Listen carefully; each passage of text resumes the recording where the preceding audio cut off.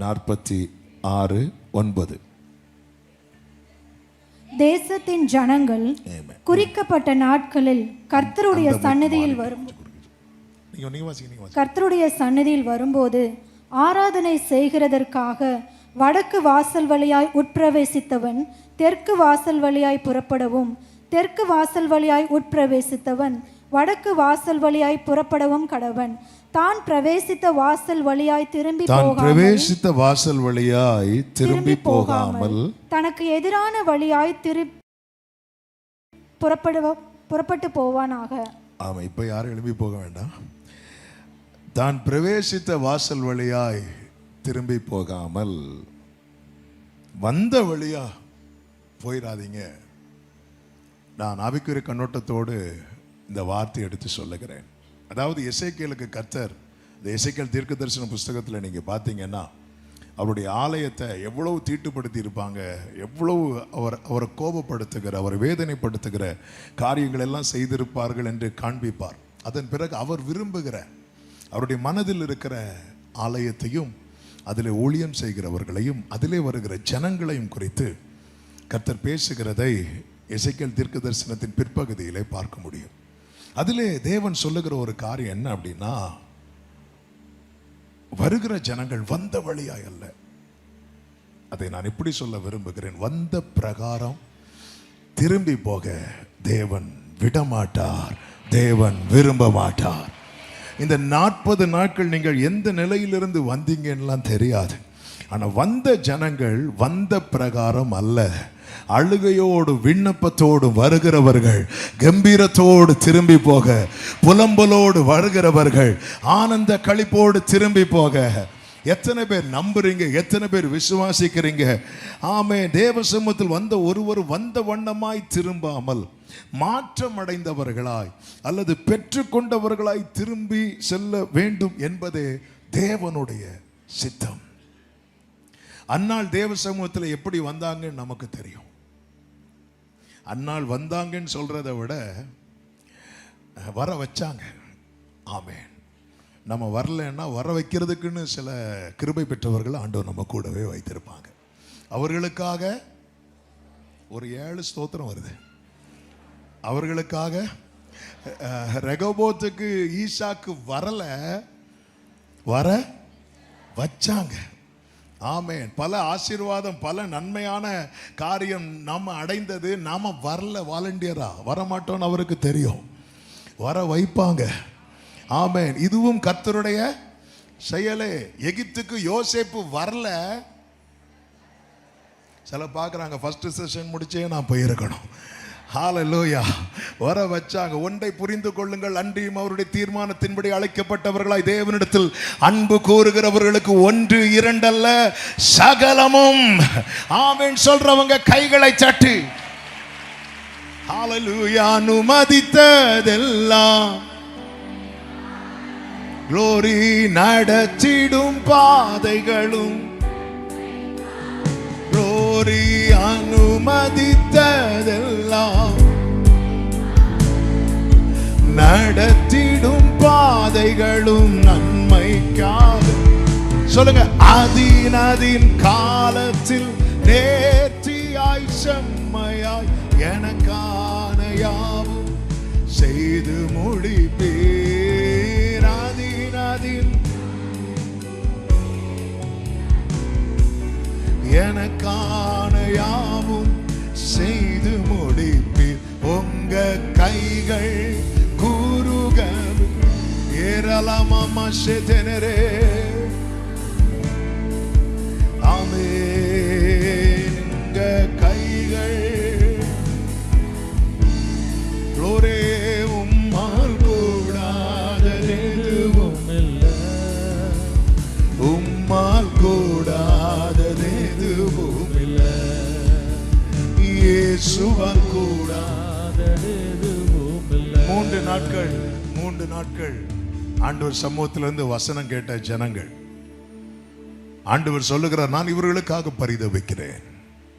இவர்களை இப்படியே அனுப்பிவிட்டால் இவர்கள் வழியில சோர்ந்து போவார்கள். ஆமென். இதுதான் ஆண்டவர். வெறுமையாய் அவரிடத்தில் வர வேண்டும், வெறுமையாய் அவரிடத்திலிருந்து திரும்ப கூடாது. அவரிடத்திலிருந்து செல்லும் போது இவன் அவரிடத்திலிருந்து வருகிறான், இவள் அவரிடத்திலிருந்து வருகிறாள் என்கிறதை மற்றவர்கள் காண வேண்டும், கண்டு அறிய வேண்டும். ஆமென். நாசரேத்திலிருந்து நன்மை வருமா? வந்து பாரு. ஆமா, இதுதான் நம்மை குறித்த சாட்சியா இருக்க வேண்டும். பெத்லகேமை குறித்து பல தீர்க்க தரிசனங்கள் இருக்கிறது, நாசரேத்தை குறித்தும் சொல்லப்பட்டிருக்கிறது. ஆனா இதுதான் அப்படின்னு பெத்லகேமை குறித்து சொல்லப்பட்டதை காண்பிப்பது போல நாசரேத்தை குறித்து சொல்லப்பட்டதை காண்பிக்க முடியாது. பல காரியங்கள் மறைபொருளாகவே இருக்கும். பெத்லகேமை குறித்து தெளிவாய் இருக்கிறது மீகா 5:2. அதே போல தெளிவாய் நாசரேத்தை குறித்து நம்ம பார்க்க முடியாது. பைபிள் ஸ்காலர்ஸ் பல பைபிள் வேத வாக்கியங்கள் இதுவா இருக்கும் அதுவா இருக்கும் இப்படி கொண்டு வருவாங்க. ஆமென். நம்ம எல்லாம் சாஸ்திரிகளெல்லாம் நட்சத்திரத்தை பார்த்து இயேசுவை தேடி வர்றதுக்கு நமக்கு தூதனே வந்து இறங்கி சொன்னாலும் ஹல்லேலூயா அப்படி வந்தவங்க தானே நம்ம. நட்சத்திரத்தை பார்த்து வந்தவங்க எத்தனை பேர்? ஆமாம், அப்படி வந்தவங்க கூட ட்ராக் மாறினாங்க. ஆமேன். பொதுவாகவே இந்த நட்சத்திரத்தை பார்த்து கொஞ்சம் ஞானத்தை யூஸ் பண்ணுறவங்கலாம் ட்ராக் மாறுவாங்க. ஆனால் அவருடைய பாதையில் அவரை முழுமையாக நம்பி நடக்கிறவங்க பேதையராக இருந்தாலும் திசை கெட்டு போவது இல்லை. ஆமென் சொல்லுங்க பார்க்கலாம். ஹல்லேலூயா. ஆண்டவர் சமூகத்தில் நாம் வருகிறோம். யாரிடத்தில் வருகிறோம்? யாரிடத்தில் வருகிறோம்? ஆமென். காணாமல் போன கழுதையை தேடி சவுல் சாமுவேல் இடத்தில் வருகிறான். வந்த சவுல் திரும்பி போகும்போது வேதம் சொல்லுகிறது 1 சாமுவேல் 10:9 அவன் சாமுவேலை விட்டு போகும்படி திரும்பின போது தேவன் அவனுக்கு வேறே இருதயத்தை கொடுத்தார். ஆமென். அப்போ முதல் மாற்றம் நமக்கு எங்க வரணும் தெரியுமா? 40 நாள் ஆண்டவர் சமூகத்திலிருந்து போகும்போது. சொல்லுங்க, ஏன் இருதயத்தில் மாற்றம் வரணும்? நான் இப்படி கேட்டுட்டே இருப்பேன். ஏன் இருதயத்தில் மாற்றம் வரணும்? ஆமென். ஓகே, நமக்கு நேரம் இல்லை, நானே சொல்லிக்கிறேன். ஏன்னா அங்கே தான் ஆண்டவர் பார்க்குறாரு. நான் ஃபஸ்ட்டு எதுக்கு முக்கியத்துவம் கொடுக்கணும் தெரியுமா? அவருடைய பார்வைக்கு. அவருடைய பார்வைக்கு. அல்லேலூயா. ஆமென். நம்ம வீட்டில் ஒருத்தங்க காலிங் பெல் அடிக்கிறாங்க, உடனே நம்ம எங்கே போவோம் தெரியுமா? கண்ணாடிக்கு முன்னாடி. ஏன்னா இருக்கிற பிரகாரமாகவே போய் வந்தவங்க மயங்கி கீழே விழுந்து அந்த பிரச்சனை வேண்டான்னு சொல்லி முதல்ல நம்ம நம்மளை இன்னொருத்தங்களுக்கு காட்டுறதுல நம்ம ரொம்ப முக்கியத்துவம் கொடுக்கிறோம். ஆமென். ஆகார் சொல்றாங்க, என்னை காண்பவரை நானும் கண்டேன். முதல் மாற்றம் இருதயத்தில் வேறே இருதயத்தை கொடுத்தார். உண்மையிலேருந்தே சவுல் எப்படி வந்தான் பார்த்தீங்கன்னா, காணிக்க கூட கடை வாங்கிட்டு தான் வரான். சாமுவேலை பார்க்க வரும்போது ஐயோ அவர்கிட்ட போகணுன்னா என் கையில் கொடுக்கறதுக்கு காசே இல்லை, காணிக்க கூட கடை வாங்கிட்டு வந்தவன். இதுதான் சவுலுடைய ஆரம்பம். ஆனால் கர்த்தருடைய திட்டம் என்ன தெரியுமா? இவன் தான் ராஜா. உங்க சூழ்நிலையை வைத்து தேவ திட்டத்தை குறைத்து மதிப்பிடாதிருங்கள். அதனாலதான் என் நினைவுகள் அல்ல உங்கள் நினைவுகள், என் வழிகள் அல்ல உங்கள் வழிகள். பூமிக்கு வானம் எவ்வளவு உயரமா இருக்கிறதோ அப்படியே உங்களை குறித்த என் நினைவுகளும் என் வழிகளும் இருக்கிறது. ஆமென் சொல்லுங்க பார்க்கலாம். ஹல்லேலூயா. இந்த சவுல் ஆண்டவர் சமூகத்திலிருந்து ஒரு நைட்டு ஃபுல்லாக இருந்தான். ஒரு நைட்டு ஃபுல்லாக சாமுவேல் கூட ஸ்பெண்ட் பண்ணுறார். அதன் பிறகு புறப்படும் போது சாமுவேல் சொல்கிறார், நீ கொஞ்சம் சற்றே தரித்து நில்லு, கொஞ்சம் வெயிட் பண்ணு, உன் கூட வந்தவங்கள கொஞ்சம் ஃப்ரெண்டில் போக சொல்லு. ஆமென். மீதி எல்லாரும் ஃப்ரெண்டில் போயிட்டு இருக்கும்போது இவன் மேலே அபிஷேகத்தை வைத்து இவனை முத்தமிட்டு இவனுக்கான தீர்க்க தரிசன வார்த்தைகளை சொல்லி அனுப்பும்போது வேதம் சொல்லுகிறது, கர்த்தர் அவனுக்கு வேறே இருதயத்தை கொடுத்தார். அவன் வந்த பிரகாரம் திரும்பி போகவில்லை. நான் ஆண்டவர் சமூகத்தில் எவ்வளவு நாள் ஜெபிக்கிறேன் என்பதல்ல, நான் திரும்பி எப்படி போகிறேன். இந்த கழுகை நீங்க கவனிச்சிங்கன்னா தெரியும். கழுகு இருக்குல்ல, கழுகு. இந்த கழுகுக்கு ஒரு 30-40 வயசு ஆகும்போது அது ரொம்ப வேட்டையாடி சாப்பிடக்கூடியது. பறவைகளில் அதிகமாக நல்ல வேட்டையாடி சாப்பிடக்கூடியது இந்த கழுகு. இதுக்கு ஒரு 30-40 வயசு ஆகும்போது என்ன ஆகும்னா அது வேட்டையாடி சாப்பிட்டு உடலெல்லாம் வீங்கி அலகெல்லாம் வளைஞ்சு இப்போ பழையது போல் பறக்க முடியலை, தூக்கிட்டு ஓட முடியலை. சிலருக்கு இப்போ பைபிளே தூக்கிட்டு போக முடியல. சில கழுகுகள் அப்படி இருக்கு, என்ன பண்ண தூக்கிட்டு போக முடியல, பழையது போல பறக்க முடியல. இப்போ 2 ஆப்ஷன் இருக்கு. ஒன்று இப்படியே செத்து போறது, இன்னொரு ஆப்ஷன் இருக்கு. அது என்ன தெரியுமா? புது பலன் அடைகிறது. அது என்ன பண்ணும் அப்படின்னா, புது பலன் அடைகிறதுக்கு தான் அந்த கழுகு முயற்சிக்கும். அதனால தான் கர்த்தருக்கு காத்திருக்கிறவர்களை எதோடு ஒப்பிட்டு சொல்லப்பட்டிருக்கிறது என்றால் கழுகுகளோடு. இது என்ன பண்ணுன்னா உயரமான அதனுடைய இடத்துல போய் உட்காந்து என்ன பண்ணோன்னா ஃபாஸ்டிங் இருக்கும். ஒரு 40 நாள் ஃபாஸ்டிங் இருக்கும். 40 நாள் இருக்குமான்னு கேட்காதீங்க, போய் பாருங்க. கர்த்தர் நல்லவர். ஆமென். அது ஃபாஸ்டிங் இருக்கும். எங்கள் சர்ச்சில் சொன்னால் ஆகஸ்ட் ஃபுல்லாக ஃபாஸ்டிங் இருக்கும்னு சொல்லுவேன். ஆமென். அது ஃபாஸ்டிங் இருக்கும்போது அது கொஞ்சம் கொஞ்சமாக மெலிய ஆரம்பிக்கும். சிலர் ஃபாஸ்டிங் இருக்கிறதே, சரி அந்த டாபிக் விடுவோம். அது மெலிய ஆரம்பிக்கும். அது மெலிய ஆரம்பிக்கிற அதே நேரத்தில் அந்த அலகு வளைஞ்சு இருக்கிற அலகு என்ன பண்ணும்னா கல்லை கொத்தி கொத்தி கொத்தி கொத்தி அடிச்சு அடிச்சு அடிச்சு உடைச்சிடும். உடைச்சதுக்கு அப்புறம் இப்போ பாருங்க ஒரு புதிய அலகு முளைக்கும். அந்த புதிய அலகு வந்து ரொம்ப ஷார்ப்பாக இருக்கும். இப்போ கழுகு சரீரம் அப்படி மெலிந்து காணப்படுகிறது. இது என்ன பண்ணும்?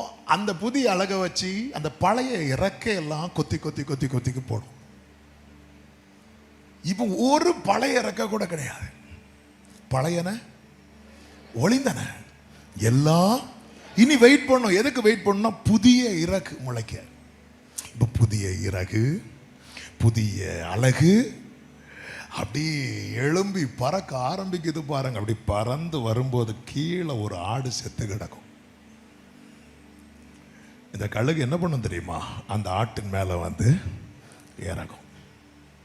இந்த கழுகுக்கு வேஷம் மாறிச்சு, ஆசை மாறல. ஆமேன். இனி ஆமேன் வராது. இந்த கழுகு ஃபாஸ்டிங் இருந்ததே இந்த ஆட்டுக்கு தான். ஆமேன். சிலர் 39 நாள் வெயிட் பண்ணி ஈஸ்டர் அன்னைக்கு அடிப்பாங்க பாருங்க. ஹல்லேலூயா. அந்த ஆடு சொல்லும், எங்களுக்கு இன்னைக்கு குட் ஃப்ரைடே, உங்களுக்கு முடிஞ்சிட்டு எங்களுக்கு ஸ்டார்ட் ஆச்சு இப்போ. ஆமே. இப்போ வேஷம் மாறிட்டு இப்பெல்லாம் நாங்கெல்லாம் கருப்பெல்லாம் போட மாட்டோம். இப்போ நாங்கள் ஒயிட்டு தான். ஆனால் உள்ள இருக்கிற ஆசை மாறல. இன்னொரு ஐட்டம் இருக்கு, பாம்பு நல்ல பாம்பு. நீங்க பார்த்தீங்கன்னா அது நல்ல வேட்டையாடி சாப்பிடும். அதுவும் என்ன ஆகும்? அந்த தோலெல்லாம் ரொம்ப சொரன்னு ஆகி பழையது போல வேட்டையாடி பிடிக்க முடியல. ஒரு தவளையை பார்த்து பாய்வதற்குள்ள தவளை எங்கேயோ போகுது. ஏன்னா அந்த தோலெல்லாம் ஒரு மாதிரி சொரன்னு ஆகி பழைய அந்த வேகம் வரமாட்டேங்குது. அதனால அது என்ன பண்ணும்? அதுவும் ஃபாஸ்டிங் இருக்கும். அதுவும் ஃபாஸ்டிங் இருந்து என்ன பண்ணும்னா அந்த மேலே இருக்கிற தோலை கலட்டி போட்டு வெளியே வரும். அதுக்கு என்ன பேர் சொல்லுவாங்கன்னா பாம்பு சட்டை. போய் தேடாதீங்க, நமக்கு பத்தாது. அந்த சட்டையை விட்டு அது என்ன பண்ணும் அப்படின்னா வெளியே வரும். வெளியே வந்த பாம்பை நீங்க பார்த்தீங்கன்னா பளபளன்னு இருக்கும். எடுத்து அப்படியே கொஞ்சலான்னு தோணும். ஆனா நீங்க தொட்டு பாருங்க, அதை தூக்கி பாருங்க, அதுக்கப்புறம் 4 பேர் உங்களை தூக்குவாங்க. ஆமென். அதுக்கு என்னாச்சுன்னா வேஷம் மாறிச்சு. ஆனா என்ன மாறல தெரியுமா? விஷம் மாறல. 40 நாள் என்ன மாறுச்சு? வேஷம் மாறுச்சு. என்ன மாறல? ஆசை மாறல. 40 நாள்ல என்ன மாறுச்சு? வேஷம் மாறுச்சு.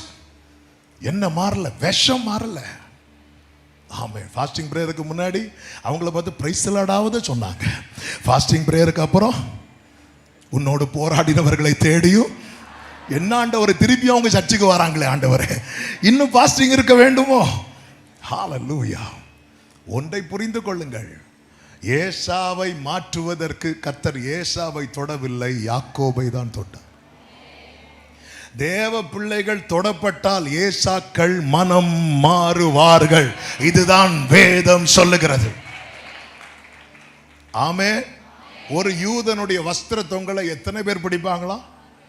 10 பேர். போய் தொட்டு பாருங்க, தெரியும்.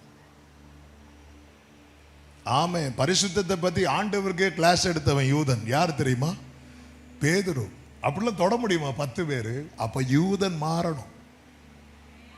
ஆமே. புலியும் ஆட்டுக்குட்டியும் ஒருமித்து மேயுமா. புலி ரெடியானாலும் ஆட்டுக்குட்டி ரெடி ஆகணும்ல. ஆட்டுக்குட்டி ரெடி ஆகணும்னா இந்த புலி வெஜிடேரியனுக்கு மாறிட்டுன்னு ஆட்டுக்குட்டிக்கு என்ன வரணும்? நம்பிக்கை வரணும். அது ஆட்டுக்குட்டி பக்கத்தில் வந்துட்டு ஐ ஆம் பியூர் வெஜிடேரியன் இப்படி சொன்னா அதுலேயே ஹார்ட் அட்டாக்ல. அப்போ டோன் மாறணும், எல்லாம் சவுண்டு மாறணும். இப்போ ஆட்டுக்குட்டி மாறக்கூடாது, புலி மாறணும். ஆமென். வந்த வண்ணமாய் அல்ல, வந்த வண்ணமாய் அல்ல. நான் வந்த வண்ணமாய் திரும்பி போறேன்னா நான் சர்ச்சுக்குள்ளதான் இருந்தேனே தவிர பிரசனத்தில் இல்லை. ஆமென். நான் போதகரிடத்தில் வந்தேனே தவிர ஆண்டவரிடத்தில் வரவில்லை. ஆமென். ஆண்டவர் கேட்பார்ல, நீங்கள் வனாந்திரத்தில் யாரை பார்க்க போனீங்க அப்படின்னு. வனாந்திரத்தில் எதை பார்க்க போனீர்கள்? ஆமென். இன்னொரு ஐட்டம் இருக்கு பாருங்க. அது ஆரம்பத்தில் ஒரு புழுவா இருக்கும். அது கொஞ்சம் வளர வளர மண்ணு சாப்பிடும், இலை சாப்பிடும், கிடைக்கிறதெல்லாம் சாப்பிடும். அதுக்கும் ஒரு ஃபாஸ்டிங் பீரியட் உண்டு. அது வெயிட் பண்ணும்.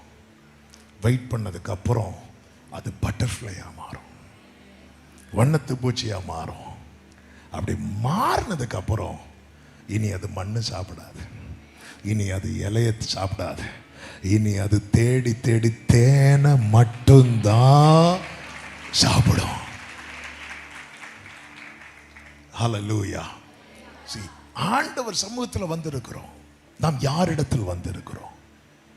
யாரிடத்தில் வந்திருக்கிறோம்? ஆண்டவரிடத்திலிருந்து போகும்போது மாற்றமுடையவர்களாய், மாற்றப்பட்டவர்களாய். ஆமென்.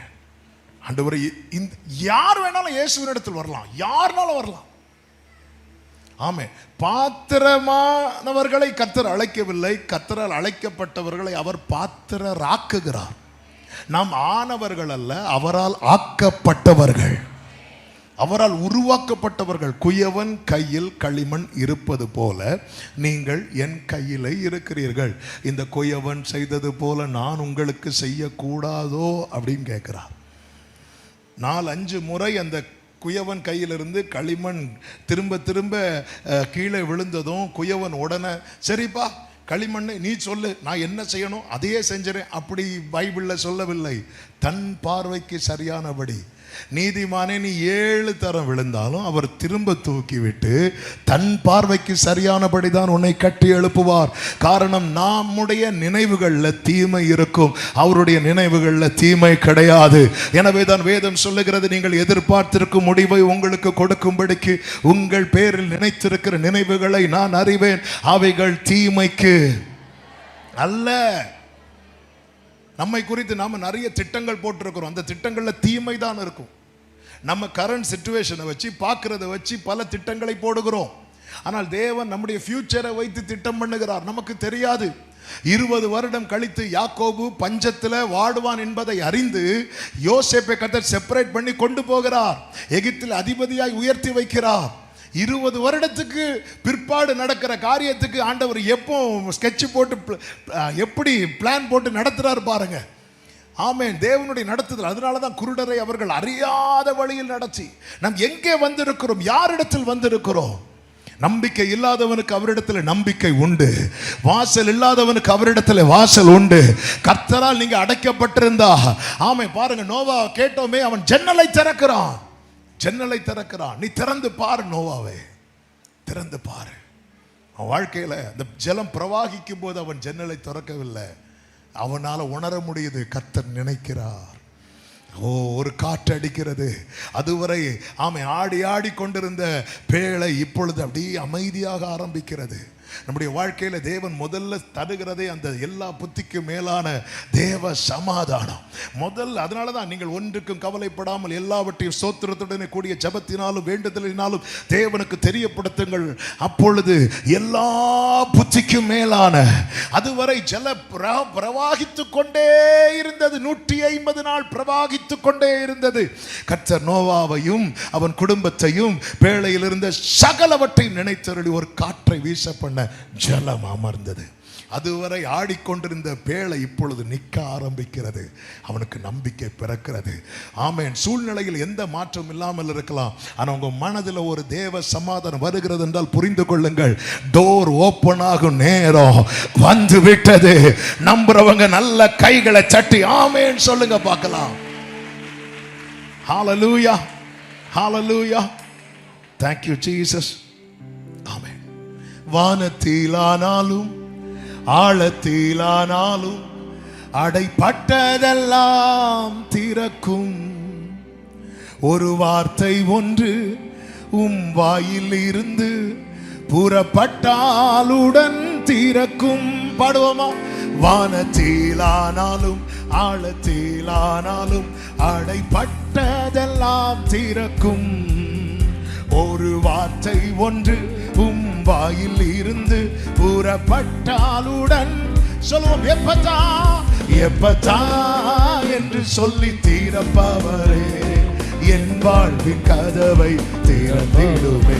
எப்பதா என்று சொல்லி தீரப்பவரே என் வாழ்வின் கதவை. ஒரு விஷயம் கூட, வானத்திலானாலும் ஆழத்திலானாலும் அடைப்பட்டதெல்லாம் திறக்கும். நம்பிக்கையோடு சொல்லுங்க, ஒரு வார்த்தை ஒன்று வாயில் இருந்து புறப்பட்டாலுடன் திறக்கும். வானத்திலானாலும் அடைப்பட்டதெல்லாம் திறக்கும். ஒரு வார்த்தை ஒன்று வாயில் இருந்து புறப்பட்டாலுடன் திறக்கும். எப்பதா என்று சொல்லி தீரப்பவரே என் வாழ்வின் கதவை திறந்திடுவே. எப்பதா என்று சொல்லி தீரப்பவரே என் வாழ்வின் கதவை. ஆமென். தேவன் வெறுமையாய் விடமாட்டார். இன்னைக்கு சொல்லும்படி கர்த்தர் தந்த வார்த்தை இதுதான், நீ வெறுமையாய் திரும்பாதே. ஆண்டவர் சமூகத்திலிருந்து பெற்றுக்கொள்ளாமல் வெறுமையாய் திரும்பாதே. வெறுமையாய் திரும்பாதே. சோதோமை அழிக்க போகிற காரியம் ஆபிரகாமுக்கு ஆண்டவர் வெளிப்படுத்தும் போது ஆபிரகாம் தேவனை வழி அனுப்பிவிடதான் கூட செல்லுகிறான். வழி அனுப்பிவிடனா அர்த்தம் என்னன்னா, அவன் எல்லையை தாண்டும் வரை நின்று விட்டு அதன் பிறகு ஒரு பாய் சொல்லிட்டு வரணும். ஆனா இந்த சான்ஸை நான் மிஸ் பண்ணக்கூடாது.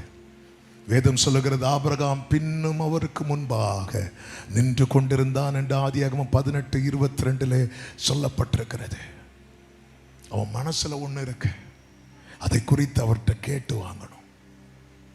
அவன் மனதில் இருக்கிற அந்த சஞ்சலம், லோத்தை குறித்த பாரம், அது நீங்கின பிறகுதான் அவன் திரும்புறான். ஆண்டவர் சமூகத்திலிருந்து வெறுமையாய் திரும்பாதிருங்கள். 3 நபர்களை முன்வைத்து 3 முக்கியமான காரியங்களை நான் சொல்லி ஜெபிக்க விரும்புகிறேன். அதில் ஒரு சில காரியங்கள் முந்தின செஷன்லேயே நாம் கேட்டு விட்டோம். ஆண்டவர் சமூகத்திலிருந்து வெறுமையாய் திரும்பவே கூடாது. வாசிக்கலாம். யாத்திராகமம் 34வது அதிகாரம் அதனுடைய 28, 29 வசனங்களை வாசியுங்கள். அங்கே அவன் அப்பம் புசியாமலும் தண்ணீர் குடியாமலும் இரவும் பகலும் 40 நாள் கர்த்தரோடே இருந்தான். அவன் 10 கற்பனைகளாகிய உடன்படிக்கையின் வார்த்தைகளை பலகைகளில் எழுதினான். மோசே சாட்சி பலகைகள் 2ஐயும் தன் கையில் எடுத்துக்கொண்டு சீனாய் மலையிலிருந்து இறங்குகிற போது தன்னோடே அவர் பேசினதினாலே தன் முகம் பிரகாசித்தது. 40 நாள் தேவ சமூகத்திலிருந்து புறப்படுகிறவன் எப்படி புறப்படுகிறான் என்றால், வெறுமையாய் புறப்படவில்லை, வார்த்தைகளோடு புறப்படுகிறான். சத்தமா ஒரு ஆமேன் சொல்லுங்க பார்க்கலாம். தன்னோட கர்த்தர் பேசின வார்த்தைகளோடு அவன் என்ன செய்கிறான் தெரியுமா? தேவ சமூகத்திலிருந்து புறப்படுகிறான். அவன் எப்படி தேவ சமூகத்தில் ஏறினான் என்று 34:1 சொல்லப்பட்டிருக்கிறது. 2 பலகைகளை எடுத்துக்கொண்டு, அந்த பலகைகளில் அவன் எதுவுமே எழுதவில்லை. அவன் புறப்படும் போது, உள்ளே போகும்போது அவன் வெறுமையாய் போகிறான். 40 நாட்கள் முடிந்து அவன் வெளியே வரும்போது அவன் வெறுமையாய் வரவில்லை, வார்த்தைகளோடு திரும்புகிறான். அதுலயும் இந்த வாட்டி ரொம்ப கேர்ஃபுல்லா இருக்கிறாரு. அதை இறுக பிடித்து கொண்டு, எப்படி எகிப்துக்கு போக தேவனுடைய கோலை கையில் பிடித்து கொண்டு வந்தானோ, அதுவும் வார்த்தைக்கு அடையாளம் தான். இப்பொழுது அந்த 2 கற்பலகைகளை கையிலே பிடித்து கொண்டு, ஆமென். யாத்திராகமம் 24வது அதிகாரத்தில் நீங்கள் கவனியுங்கள், எடுக்க வேண்டாம். அவன் சொல்லுகிற வசனம் மட்டும் வாசிங்கன்னு சொல்ற வசனம் மட்டும் வாசித்தால் போதும். நீங்க கவனிங்க, நமக்கு நேரம் இல்லாததுனால. அங்கேயும் 40 days ஆண்டவர் சமூகத்தில் இருக்கிறார் மோசே. அந்த 40 நாளில் கர்த்தரே தம் கைப்பட எழுதி 2 பலகைகளை அவன் கையிலே கொடுக்கிறார். அதை தான் மீண்டும் எழுதுகிறார். ஆனால் அங்கே நீங்க கவனிச்சீங்கன்னா அங்கே 40 நாள் முடிஞ்சது. போன வருஷமும் 40 நாள் இருந்தோம். 23 வருஷம் இப்படி 40 நாளா இருக்கிறோம். ஆமென். இதுக்கு முன்னாகவும் 40 days இருந்து வார்த்தையை வாங்கி கொண்டு இறங்கி வந்தான். ஆனா அங்குள்ள சிச்சுவேஷன் என்ன ஆச்சுன்னா, அவன் கையில இருக்கிற வார்த்தையை கீழே போட வச்சுட்டு. ஆமென். ஹல்லேலூயா. எல்லாரும் கோபத்தை முதல்ல காட்டுறதே பைபிள்ல தான். ஆமென். சே, இப்படி நடந்துட்டு இன்னும் சாப்பிட மாட்டேன் அப்படி யாராவது சொல்லுவோமா? இல்ல. ஆமென். ஆமென். சே, எனக்கு வாழவே பிடிக்கல, கொஞ்சம் சுகர் கம்மியா ஒரு டீ கொடுங்க. வாழ பிடிக்கலன்னு எதுக்கு நீ சுகர் கம்மியா வாங்குற? தன் சொந்த மாம்சத்தை பகைத்தவன் ஒருவரும் இல்லை. அங்க 40 days பிரேயர் முடிச்சு, அதுவும் கர்த்தரே தம் கைப்பட எழுதி. உபாகம் 9ல் மோசே அதை சொல்லுகிறார். 9வது அதிகாரம் 9வது வசனத்தில் நீங்க பார்த்தீங்கன்னா 10வது வசனத்தில், அப்பொழுது தேவனுடைய விரலினால் எழுதி இருந்த 2 கற்பலகைகளை கர்த்தர் என்னிடத்தில் ஒப்பு கொடுத்தார். அந்த 2 கற்பலகைகளை எடுத்துக்கொண்டு கீழே வந்து பார்த்தா இங்க எல்லாமே நினைச்சது மாதிரி நடக்கல. 40 days முடிஞ்சு எல்லாம் நினைச்சது மாதிரி நடக்கும்னு கிடையாது. இயேசு கிறிஸ்து 40 நாள் ஜெபித்து முடிந்ததும் வந்து நின்றது யாரு? சிலர் பார்க்குறாங்க, அதனால தான் நாங்கள் 40 நாளும் அட்டன் பண்ணல பாஸ்டர், நாங்கள் லாஸ்ட் டே மட்டும். ஆமே, 40 நாள் வந்து முடிஞ்சதும் வந்து நின்னது பேதுரு கிடையாது. ஹல்லேலூயா. உடனே வர்றதுக்கு கிருபை பெற்றவனாக்கும் யார் தெரியுமா? ஏதேன்ல முதல்ல வந்தது யாரு? அவ்வளவுதான், எல்லாம் செட் பண்ணி கொடுத்ததும் வந்துட்டான். அழையா விருந்தாளி. கீழே வந்து பார்த்ததும் எல்லாமே அவன் நினைச்சது மாதிரியே இல்லை.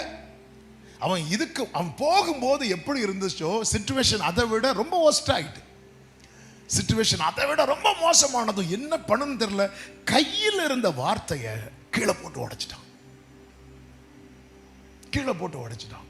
இப்போ மோசேக்குள்ள இருக்கிற வாய் எல்லாம் ரைட்டு தான். ஆனா மோசே கிட்ட என்ன இல்லை தெரியுமா? கர்த்தர் கொடுத்த வார்த்தை இல்லை. 40 நாள் தேவ சமூகத்திலிருந்து ஒவ்வொரு நாளும் இன்னைக்கு இந்த 40வது நாள் கர்த்தர் ஆசீர்வாதமாய் நடத்தி கொண்டிருக்கிறார் என்றால் முதல் நாள் துவங்கி அதற்கான காரியத்தை கர்த்தர் இங்கே செய்து கொண்டு இருந்ததுனாலதான். ஆமென். நீங்க சில டைம் இந்த பாட்டிலை வந்து திறக்க முடியாது. நீங்க ரொம்ப ட்ரை பண்ணுவீங்க, திறந்து பார்ப்பீங்க, திறக்க முடியாது. அடுத்த ஆள்கிட்ட கொடுப்பீங்க, அவங்களும் ட்ரை பண்ணுவாங்க, திறந்து பார்ப்பாங்க, திறக்க முடியாது. 3வது ஆள்கிட்ட கொடுப்பீங்க, அவங்க கை வச்சது என்ன ஆயிரும் தெரியுமா? திறக்கும். திறந்ததும் அவங்க கை என்ன பவர் அப்படி கிடையாது. இந்த ஆள் ரொம்ப ட்ரை பண்ணி அது ஆல்மோஸ்ட் திறக்கிற ரேஞ்ச் ஆயிட்டு. ஆமா, இதே இது 3வது ஆள் திறந்ததும் கை வச்சதும் 3வது ஆள்கிட்ட ஃபர்ஸ்ட் திறக்க சொல்லுங்க. ஆமே, இதுதான் ஆண்டவர் 40வது நாள்ல அப்படி கொண்டு வந்து விசேஷப்படுத்துறாரு. முதல் 39 நாளும் கர்த்தர் அதற்கான காரியத்தை செய்து செய்து செய்து செய்து. ஆமே, கர்த்தர் அப்படிதான் செய்கிறார். இறங்குகிற தேவனால தான் எல்லாமே ஆகும். நடுகிறவனாலும் ஒன்றுமில்லை, நீர் பாய்ச்சுகிறவனாலும் ஒன்றுமே கிடையாது. இதை ஒரு தேவ பிள்ளை என்னைக்குமே புரிஞ்சுக்கணும். 40 நாள் தேவ சமூகத்திலிருந்து வார்த்தையை வாங்கிட்டு போறோம். சூழ்நிலை நம்ம நினைக்கிறதுக்கு நேர மாறாக இருக்கிறது. அதுவும் ரொம்ப மோசமான நிலைமையில் இருக்கிறது. 40 நாளுக்கு முன்னாடி கூட முறுமுறுத்தாலும் இஸ்ரவேலர்கள் கொஞ்சம் முறுமுறுத்தாங்க, எல்லாம் பண்ணாங்க. ஆனா கொஞ்சம் அது ஒரு கண்ட்ரோல்ல போயிட்டே இருந்துச்சு. இப்போ கைமீறி போயிட்டது. என்ன பண்ணணும்னே தெரியல. முதல்ல எங்க கை வைக்கிறோம் பாருங்க. இதுதான் ஒரு தேவ பிள்ளைக்கு வருகிற சோதனையே. பிரசனத்தில் இருக்கும்போது வார்த்தை நமக்காக தான் என்று இருந்து கொண்டு இருக்கும். வெளியே இறங்கி சிச்சுவேஷன் எல்லாமே தலைகீழ போனதும் நம்ம முதல்ல கையை விட்டு போறதே எதுவா இருக்கும் தெரியுமா? வார்த்தையா இருக்கும். ஆமென். ஒன்றை புரிந்து கொள்ளுங்கள், வார்த்தை மட்டும் நம்ம கிட்ட இல்லைன்னு வைங்களேன், சத்துரு ஜெயிக்கிறது அவனுக்கு ரொம்ப ஈஸியா இருக்கும். ஆமென். என்னத்த வசனம், என்னத்த வார்த்தை இங்க எப்படி இருக்கு பாருங்க. அதனாலதான் சர்ச்சில் இருந்து ஆமேன் சொல்ல முடிந்த அநேகருக்கு வீட்டில் போய் ஆமேன் சொல்ல முடியவில்லை. என சூழ்நிலை தலைகீழாய் மாறுகிறது. ஒரு சத்தியத்தை கேளுங்கள், ஒரு வாலிபனுக்குள்ளே சிறு வயது முதல் ஒரு ஆவி அவனை அலைக்கழித்துக் கொண்டே இருந்தது என்று வேதம் சொல்லுகிறது. அந்த தகப்பன் அவனை இயேசுவினிடத்தில் கொண்டு வருகிறான். இயேசு அந்த ஆவியை துரத்தின போது அந்த ஆவி அவனை எந்த நிலையில விட்டுட்டு போச்சு தெரியுமா? அவன் செத்து போனான் என்று சொல்லுகிற அளவுக்கு அவனை அலைக்கழித்து விட்டுட்டு போச்சே தவிர, ஆனால் வேதம் சொல்லுகிறது அவனிடத்துல ஒரு சேதமோ காணப்படவில்லை. தேவ சமூகத்திலே ஜெபிக்கும் போது, தேவ சமூகத்திலே தரித்திருக்கும் போது உங்க பிரச்சனை தலைக்கு மீறி போகுதுன்னா நீங்க பயப்படாதீங்க. அந்த பிரச்சனை இதோட ஸ்டாப் ஆக போகுதுன்னு அர்த்தம். ஆமென். இதுவரை இஸ்ரவேலர்கள் ஆளோட்டிகளினால உண்டான பிரச்சனையை பார்த்துட்டு இருந்தாங்க. சிவந்த சமுத்திரத்துக்கு முன்பதாக மொத்த சேனையும் பார்வோன் கூட்டிட்டு வரா. எதுக்கு தெரியுமா? மொத்தமா முடிக்கிறதற்கு, இவர்கள் மொத்தமா அழிவதற்கு அல்ல. மோசே கொண்டு கர்த்தர் சொல்லுகிறார், இன்றைக்கு நீங்கள் காண்கிற எகிப்தியரை இனி என்றைக்குமே காண்பது இல்ல. ஆனா நம்ம பார்வையே டிஃபரெண்டா இருக்கு. நம்ம பார்வையே மாத்தி பார்க்கிறோம். 40 நாள் நான் ஆண்டவர் சமூகத்தில் இருந்ததுனால தானே எனக்கு இந்த பிரச்சனை. ஒரு சகோதரன், ஒரு போதகருடைய பையன் தான் எங்க ஊர்ல. அவருக்கு பைக் ஆக்சிடென்ட் ஆச்சுன்னு கேள்விப்பட்டு கொஞ்ச நாள் கழிச்சு அவரை பார்க்க போனேன். அவர் சொன்னார், தம்பி ரொம்ப நான் படிக்கும்போது நடந்த தம்பி, நான் என்னைக்கு இல்லாமல் அன்னைக்கு தான் ஜோம் பண்ணிட்டே பைக் எடுத்தேன், விழுந்துட்டேன். அதனால் நான் ஒரு தீர்மானம் எடுத்தேன், இனி வாழ்க்கையிலையும் பைக் ஓட்டும் போது என்ன பண்ண மாட்டேன், ஜோம் பண்ண மாட்டேன். இப்படி தீர்மானம் எடுத்த நிறைய பேர் உண்டு. சிலர் பாருங்க, நம்ம ஜோம் பண்ணாலாம் பிரச்சனை வருது பாஸ்டர், ஜோம் பண்ணாலாம் பிரச்சனை வருது. இல்லை, அது ஏன் வருது தெரியுமா? பிரச்சனை அங்கேயே இருக்கு. இந்த பவுல் விறகை எடுத்தா உள்ள இருக்கிற பாம்பு வெளியே வரும். ஆமே, வேற யார் எடுத்தாலும் வராது. இங்க இந்த தீவுல வியாதி பலவீனம், இந்த மெலித்த தீவுல இந்த பலவீனம் என்கிற ஆவி ஆளுகை செய்து கொண்டிருக்கிறது. இதை போக்குறதுக்கு கர்த்தர் ஒரு சேதத்தை வரவழைக்கிறார். ஒரு தேவ பிள்ளை வாழ்க்கையில தேவன் நடப்பிக்கிற காரியம் நமக்கு புரியாது. கப்பர் சேதமே அல்லாமல் உயிர் சேதம் வராது. அப்ப ஏன் கப்பர் சேதம் வர வைக்கணும்? ஒரு தேவ பிள்ளைய ஆண்டவர் நிக்க வைக்கிறது ஆசீர்வாதத்துக்காக, விழ வைக்கிறது ஆசீர்வாதத்துக்காக. ஒரு தீவுல விழ வேண்டி இருக்கும், ஒரு தீவுல விழ வேண்டி இருக்கும். நம்ம அந்த வசனத்தை எடுக்க மாட்டோம். நம்ம எந்த வசனத்தை எடுத்து ஸ்டாப் பண்ண தெரியுமா? எனக்கு சொல்லப்பட்ட பிரகாரமாகவே நடக்கும். ஆமென். இல்ல இல்ல, அது மட்டும் இல்ல, ஒரு தீவில் விழ வேண்டி இருக்கும், ஒரு தீவுல விழ வேண்டி இருக்கும். ஆமென்.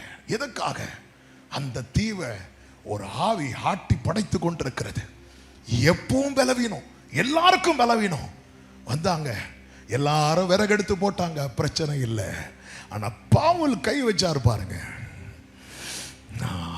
அது அது ஆட்டம் காண ஆரம்பிச்சது.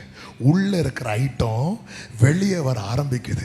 நீங்க ஜெபிக்கும் போது பிரச்சனை வருதுன்னா வெளியே இருந்து வரல, உள்ள ஐட்டம் மறைஞ்சு இருக்குது, அது வெளியே வர ஆரம்பிக்குது. ஆனா நீங்க கவலைப்பட வேண்டாம், உங்க முன்னாடி ஒரு அக்கினி எரிந்து கொண்டு இருக்கிறது. அந்த அக்கினி உங்களுக்கு அனல் உண்டாக்க மட்டுமல்ல, எல்லா எதிர் வல்லமைகளையும் அழிப்பதற்காக. ஆமென். ஹல்லேலூயா. பவுலை விறகெடுங்க, நான் எடுக்கும் போதெல்லாம் வெளியே வருது, நான் எடுக்கும் போதெல்லாம் அது வெளியே வரட்டும், வெளியே வரட்டும். எல்லாரும் என்ன பார்த்துட்டு இருந்தாங்க தெரியுமா? இந்த பவுல் இப்போ வீங்கி, இப்போ கண்ணெல்லாம் மேலே போய் வாயில நுரையெல்லாம் தள்ளி சாக போறான். ஆனா இவனுக்கு மாற்றம் நடக்கும்னு பார்த்தா இவனுக்கு மாற்றம் நடக்கல, அந்த பாம்புக்கு மாற்றம் நடக்குது. அது கடிக்கும் போது வேதம் சொல்லுகிறது ஒரு விரியன் பாம்பு. அது கடிச்சதுக்கு அப்புறம் பைபிள் சொல்லுது ஒரு விஷப்பூச்சி. கடிச்சு கொஞ்ச நேரம் தொங்குனதும் பைபிள் சொல்லுது அந்த பூச்சியை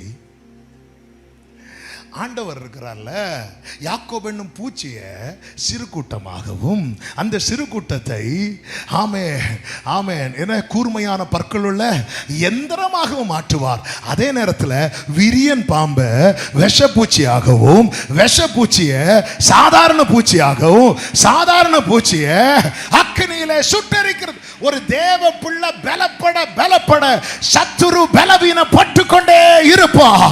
ஆமென் சொல்றவங்க நல்ல கைகளை சட்டி ஒரு தேவ பிள்ளை பலன் கொள்ள சத்துருவினுடைய பலவீனம் நம்முடைய பலம், சத்துருவனுடைய பலம் நம்முடைய பலவீனம். அமலேக்கின் கை மேல போனதுனால மோசேயின் கை கீழே போகவில்லை, மோசேயின் கை கீழே போனதுனால அமலேக்கின் கை மேல போனது. ஆமென். தேவ சமூகத்திலிருந்து சூழ்நிலையை பார்த்ததும் வார்த்தையை தூக்கி போட்டு அவ்வளவுதான், அதோட முடிஞ்சது. அதோட கற்பலகையும் கிடையாது, வார்த்தையும் கிடையாது, எதுவுமே கிடையாது. ஆண்டவர் சொன்னார், மோசே இந்த ஜனங்க கூட நான் வரமாட்டேன்.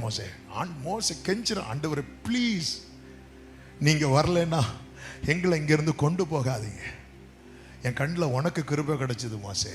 அப்படியே ஆண்டவரே அப்போ உங்க மகிமை எனக்கு பார்க்கணும். ஆண்டவர் சொல்றார், நீ வா, அதிகாலையிலே எழும்பி வா.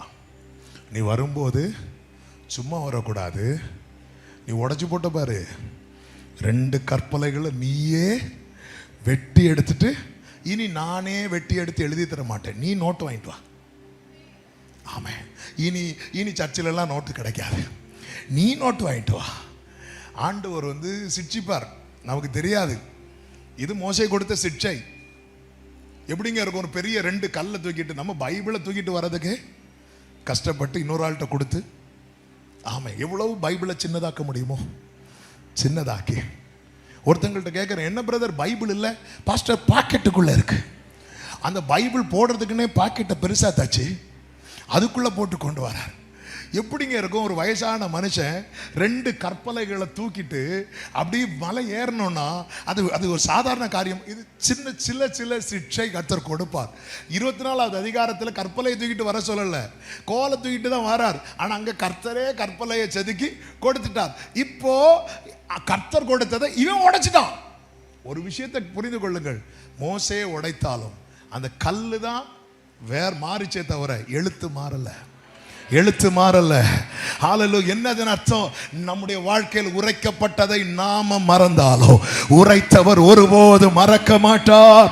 அவர் சொன்ன நல்வார்த்தைகளில் ஒன்றும் தவறி போகாது, எல்லாமே நிறைவேறும். ஆமென் சொல்லுங்க பார்க்கலாம். இப்போ மோசே ஏறி போறார், வெறுமையா போறார், வெயிட் பண்றார். 40 days கர்த்தர் பேச ஆரம்பிக்கிறார். அதில் உடன்படிக்கை இருந்தது, அதில் வாக்கு தத்தங்கள் இருந்தது, அதில் ஆலோசனைகள் இருந்தது, அதில் கட்டளைகள் இருந்தது. வெறும் வாக்கு தத்தத்தை மட்டும் அண்டர்லைன் பண்ணிட்டு மீதி எல்லாம் செதுக்கி உடைச்சி போட்டு, ஆமே நான் உன்னோடு இருந்து செய்யும் காரியம், அந்த ஒரு எழுத்தை மட்டும் தூக்கிட்டு வரல. ஆமே, நமக்கு அந்த ஒரு ஸ்டிக்கர் மட்டும் போதும், வேற ஒன்றும் வேண்டாம். ஹalleluya. மோசே 2 அவர் என்னெல்லாம் சொன்னாரோ, உடன்படிக்கை, வாக்குத்தத்தங்கள், ஆலோசனைகள், கட்டளை எல்லாவற்றையும் சுமந்து கொண்டு இப்பொழுது அவன் தனியாக வரவில்லை. இப்பொழுது அவன் இறுக பிடித்து கொண்டு அவன் இப்ப எதுல கவனமா இருக்கிறான்னா, இனி இது என் கைவிட்டு போயிடக்கூடாது. நான் இத்தனை காலம் 40 நாள் இருந்து வாங்கிட்டு வந்த வார்த்தையெல்லாம் 41வது நாளோட போச்சு. ஆமே, 42 சிலர்கள் அந்த 1 மாசம் அந்த வைப் இருந்துட்டே இருக்கும், அதோட முடிஞ்சது. ஆமே, ஆனா மோசே இப்ப உறுதியா இருக்கிறா, இனி இந்த வார்த்தை என்னை விட்டு போக கூடாது. அவன் அதை இறுக பிடிக்க நாம் ஏற்கனவே கேட்டோமே, அவன் சிவந்த சமுத்திரத்தை பிளக்கும் போது நடக்காத காரியம் வார்த்தையை இறுக பிடித்த போது நடந்தது. என்ன தெரியுமா? அவனுடைய முகம் பிரகாசித்தது. உங்க வாழ்க்கையில வசனம் இருக்குன்னா உங்களை பார்க்கிறவங்களுக்கு தெரிய வரும். வேதம் சொல்லுகிறது, உதிக்கிற உதிக்கிற உன் ஒளியினிடத்திலே ராஜாக்கள் நடந்து வருவார்கள். வனாந்திரத்தில் யோவான் ஸ்நானன் இருந்தான். அவன் சிட்டியில எல்லாம் போய் மீட்டிங் நடத்தல. வனாந்திரத்தில் அவனை பார்த்தா பெரிய பெரிய அவர் பார்த்தாலே வித்தியாசமானவன். ஒட்டக தோல்ல தான் உடை போட்டிருப்பாரு. வெட்டுக்கிளி தேன் சாப்பிடுவார். கிட்ட போறதுக்கே மக்கள் பயப்படுவாங்க, பிடிச்சு சாப்பிட்டுருவாரோன்னு பயந்து. அவரை பார்த்தாலே வித்தியாசமா இருக்கும். ஆனா வனாந்திரத்தில் அவனுக்கு வார்த்தை உண்டானது. எப்பொழுது அவனுக்கு வார்த்தை உண்டானதோ அதன் பிறகு அவன் இருக்கிற இடத்துல ஃபாரின்ல இருந்தெல்லாம் ஆட்கள் வந்தாங்க. அவன் இருக்கிற இடத்துல ராஜாக்கள் வந்தாங்க. அவன் இருக்கிற இடத்துல பெரிய பெரிய கவர்மெண்ட் ஆபீசர்ஸ் வந்தாங்க. அவன் இருக்கிற இடத்துல வார்த்தை உடையவனை தேடி ஜாதிகள் வருவார்கள், ஜனக்கூட்டங்கள் வருவார்கள். சீயோனிடத்திலிருந்து வேதம் புறப்படுமானால் எல்லா ஜனங்களும் அவர்களை சூழ்ந்து கொள்வார்கள். வார்த்தையுடையவன் ரொம்ப ரொம்ப விசேஷித்தவன். வார்த்தையுடையவன், அவன் தவிர்க்கப்பட முடியாதவன். ஆகாபும் யோசபாத்து யுத்தத்துக்கு போகும்போது யோசபாத்து கேட்கிறார், நம்ம வார்த்தையை கேட்டுட்டு போலாமே. இந்த ஆகாப் என்ன பண்றான்? 400 தீர்க்கதரிசிகளை வரவழைக்கிறான். ஆமே, எல்லாரும் சொல்றாங்க ராஜா தானே, அப்ப ராஜாக்கு என்ன பேசினா பிடிக்கும் அதை சொல்ல ஆரம்பிக்கிறாங்க. உண்மையிலே வார்த்தையை பழகுனவனுக்கு இது பிடிக்காது. வார்த்தையில பழகுனவன் யாருன்னா யோசபாத். இந்த ஆளை பார்த்ததும் நீ நல்லா இருப்ப, உனக்கு 10 நாள் அது கிடைக்கும் இது கிடைக்கும், இப்படி எல்லாம் வார்த்தையில பழகுனவனுக்கு பிடிக்காது. அவனுக்கு தெரியும் சத்தியம் என்ன அப்படின்னு. 400 பேர் ப்ராபசி ஒரே போல சொல்றாங்க. ஆகாபு குளிர்ந்துட்டு இருக்கிறார். ஆஹா, என்ன அருமையான வார்த்தை. ஆனா யோசபாத் சொல்ல, வேற யாராவது இருக்கிறாங்களா? உடனே ஆகாப் சொல்லுகிறான், ஒருத்தன் இருக்கிறான், அவனை நான் பகைக்கிறேன். யார் தெரியுமா?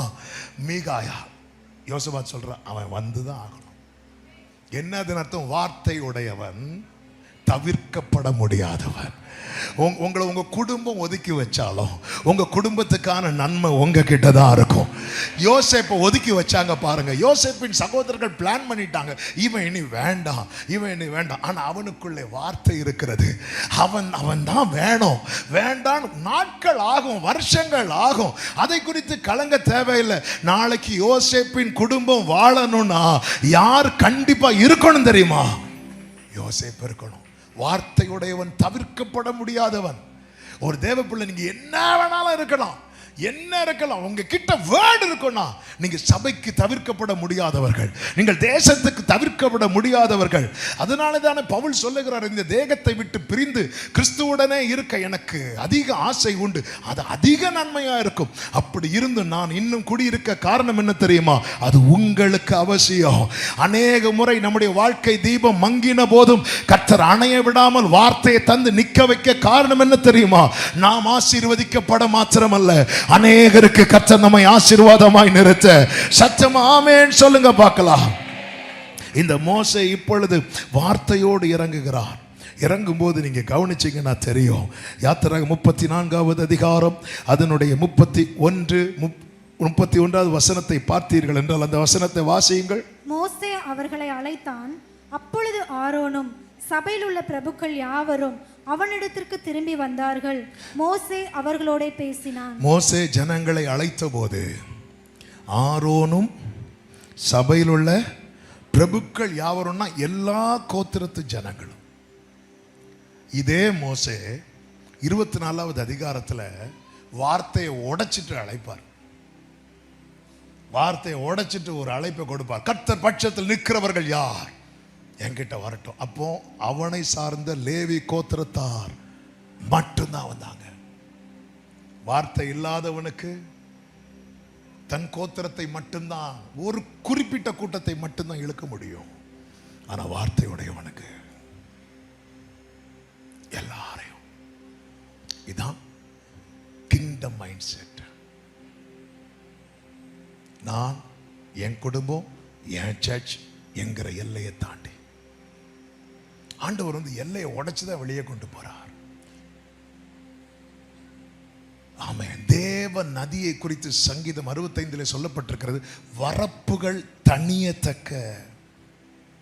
நம்ம ஒரு வரப்பு போட்டிருப்போம், இவங்களை மட்டும்தான் நேசிக்கணும், இவங்களை மட்டும்தான், அந்த வரப்பெல்லாம் தனியும். பேதுரு போட்டிருந்த வரப்பு தனிந்தது. அவனை கொர்நேலியை வீட்டுக்குள்ள கொண்டு போகிறார். வார்த்தை இல்லாத இல்லாதவனுடைய அழைப்புக்கு ஒரு குறிப்பிட்ட கூட்டத்தார் மட்டும்தான் செவி சாய்ப்பார்கள், வார்த்தை உடையவனுடைய அழைப்புக்கு. ஆமென். நம்ம மேல அழைப்பு இருக்கிறது, நம்ம மேல அபிஷேகம் இருக்கிறது, நாம் தேவனுக்காய் வைராக்கியம் பாராட்டுகிறோம், எல்லாம் சரிதான். எதின் அடிப்படையில்? எதின் அடிப்படையில்? அன்று தேவன் கொடுத்த வார்த்தையை உடைத்து விட்டு கூப்பிடுறான், கர்த்தர் பட்சத்தில் இருக்கிறவங்க வாங்க. ஒரு குறிப்பிட்ட கூட்டம் மட்டும் வராங்க, மற்றவர்கள் மாண்டு போனார்கள். மலையிலிருந்து இறங்கி வந்தது ஒரு குறிப்பிட்ட 3000 பேரை அழிப்பதற்காக இருக்கக்கூடாது. அப்போஸ்தலர்கள் மேல் வீட்டிலிருந்து இறங்கி வந்த போது 3000 பேர் ரட்சிக்கப்பட்டார்கள். ஆமென். அன்பு சகோதரா சகோதரி, ஊழியர்கள் இருக்கிறீங்க. ஆமென். நமக்கு வேர்டு வேணும், ரேமா வேணும். ஆண்டவர் சமூகத்தில் தாவீது சொல்லுகிறார், எப்பொழுது என்னை தேற்றுவீர் என்று உம்முடைய வாக்கின் மேல் நோக்கமாகி என் கண்கள் பூத்து போகிறது. அதன் அர்த்தம் என்ன? அவர் படிச்சுட்டே இருக்கிறார். அவருக்கான ரேமா வரது வரைக்கும் அவர் பைபிளை மூட மாட்டார். ஆமாம், ஆண்டவர் இன்னைக்கு நான் 2 அதிகாரம் படிப்பேன், அதுக்குள்ள பேசுங்க, அப்படி இல்லை. சில நேரத்தில் முதல் வசனத்திலே பேசுவார், சில நேரத்தில் முதல் அதிகாரத்திலே பேசுவார். எனக்கான ரேமா அது கிடைக்கிறது வரைக்கும். அப்படி டேஸ்ட் பண்ணி பழகிறவங்களுக்கு அந்த வேர்டு கிடைக்காம உங்களுக்கு பைபிள் ரீடிங்ல திருப்தியே வராது, திருப்தியே வராது. ஆமென். அவர்கிட்ட கேட்டு, ஆண்டவரே இன்னைக்கு நான் இந்த போர்ஷன், நம்ம இன்னைக்கு நான் ஒரு 5 அதிகாரம் படிக்கணும், அப்பா படிச்சுட்டேன், இந்த வருஷத்துக்குள்ள பைபிள் முடிச்சிட்டேன், நல்லது, அதை அப்படியே கண்டினியூ பண்ணுங்க. ஆனா அதுல தேடுறோமா? ஹல்லேலூயா, ஹல்லேலூயா. வார்த்தையானவரே, ஆதியில் இருந்தவரே, எனக்காய் வந்தவரே, எல்லாம் தருபவரே, வார்த்தையானவரே. நீங்க ஆண்டவர் சமூகத்துல எத்தனை பேருங்கிறது வார்த்தையோடு போக போறீங்க? இறுக பிடித்துட்டு உங்ககிட்ட என்னங்க இருக்கு? இவ்வளவு நாள் ஜோம் பண்ணல, என்ன இருக்கு அப்படின்னு கேட்டா நம்ம கிட்ட பதில் இல்லாததுனால தானே அவங்கள்ட்ட முகத்தை காட்ட தயங்குறோம். சொல்ல முடியுமா? வேர்டு இருக்கு. இஸ்ரவேலின் ராஜா, யூதாவின் ராஜா, ஏதோமின் ராஜா, ஏதோம் வழியாய் போகும்போது தண்ணீர் இல்லை. அப்பொழுது இஸ்ரவேலின் ராஜா ஐயோ என்று கத்துக்கிறான். யோசபாத் கேட்கிறா, இங்க கர்த்தருடைய மனுஷன் யாராவது இருக்கிறாங்களா? ஏன் எதுக்கு தேடுறீங்க? அவங்கிட்ட வார்த்தை இருக்கு. வார்த்தை இருந்தா எனக்கு வாழ்க்கை இருக்குன்னு அர்த்தம். வார்த்தை இருந்தா வாழ்க்கை இருக்கு. பக்கத்துல 2 பேரை பார்த்து சொல்லுங்க, வார்த்தை இருந்தா வாழ்க்கை இருக்கிறது. வார்த்தை இருந்தா ஆமென் சொல்லுங்க பார்க்கலாம். வெறுமையாய் திரும்பாதீங்க. வார்த்தையோடு வார்த்தை உடையவன் ஒரு குறிப்பிட்ட கூட்டத்துக்கு மட்டுமல்ல, எல்லாருக்கும் ஆசீர்வாதமாய் மாறுவான். ஏன்? அது ஊற்று, அது எடுக்க வந்துட்டே தான் இருக்கும். ஒரு தேவம் என்ன இருக்கு? நான் பைபிள் காலேஜ் முடிச்சு 4 டிகிரி வச்சிருக்கிறேன், வச்சுக்கோங்க, 40 கூட வச்சுக்கோங்க. ஆனா வாழ்க்கையில வார்த்தை இல்லைன்னா ஒவ்வொரு நாளும் பிரசன்னம் ஓடி வருகின்றே, வல்லமை மகிமை கண்டு உலகை மறக்கின்றேன். இதுதாங்க அவருடைய சாயல். இந்த வேர்டுக்கு ஒரு ஷேப் கொடுத்து, அதுதான் ஜீசஸ் கிரைஸ்ட்.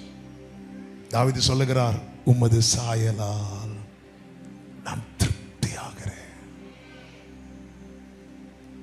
நான் விழிக்கும் போது உமது சாயலால். நான் டெய்லி உங்களை பார்க்கிறேன்ப்பா. தேவன் மனிதனை முதல்ல படைத்து அவன் நாசியிலே சுவாசத்தை அப்படி ஊதும் போது அவன் கண்ணை திறந்து முதல்ல பார்த்தது கர்த்தரை தான். ஃபர்ஸ்ட் காட் அவ்வளவுதான். இப்படி பார்க்கிறான். நான் விழிக்கும் போது உமது சாயலா திருப்தி. நீங்க ஜீசஸை எவ்வளவு லவ் பண்றீங்க என்பது, ஆண்டவரே நான் உங்களை நேசிக்கிறேங்கிற சொல்றது இல்லை. பைபிளை எவ்வளவு லவ் பண்றீங்களோ அவ்வளவுதான் ஜீசஸை லவ் பண்றீங்க.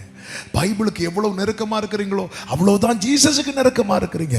பைபிளை எவ்வளவுக்கு எவ்வளவு அறிந்து கொள்ளுகிறீர்களோ அவ்வளவுதான் ஜீசஸ் அறிந்து கொள்ளுகிறீங்க.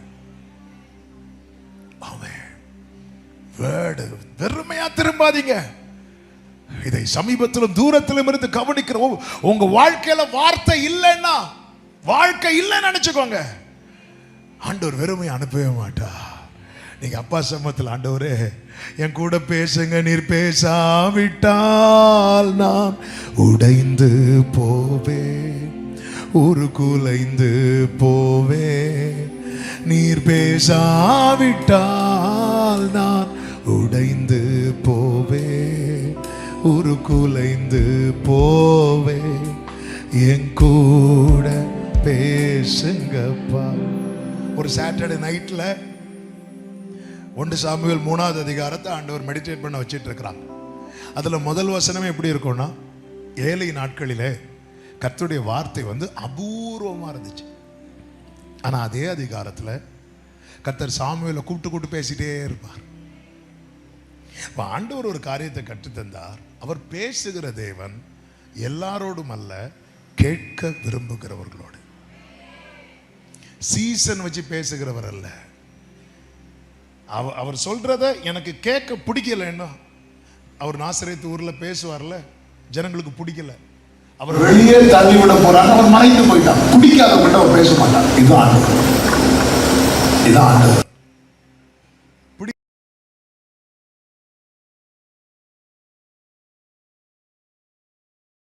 கேட்க உங்களுக்கு விருப்பம் இல்லையா, பேசவே மாட்டார், அங்க ஸ்டாப் ஆயிரும். எத்தனை குற்றச்சாட்டு வச்சாங்க, இயேசு மௌனமா இருந்தார். பிடிக்காதவங்க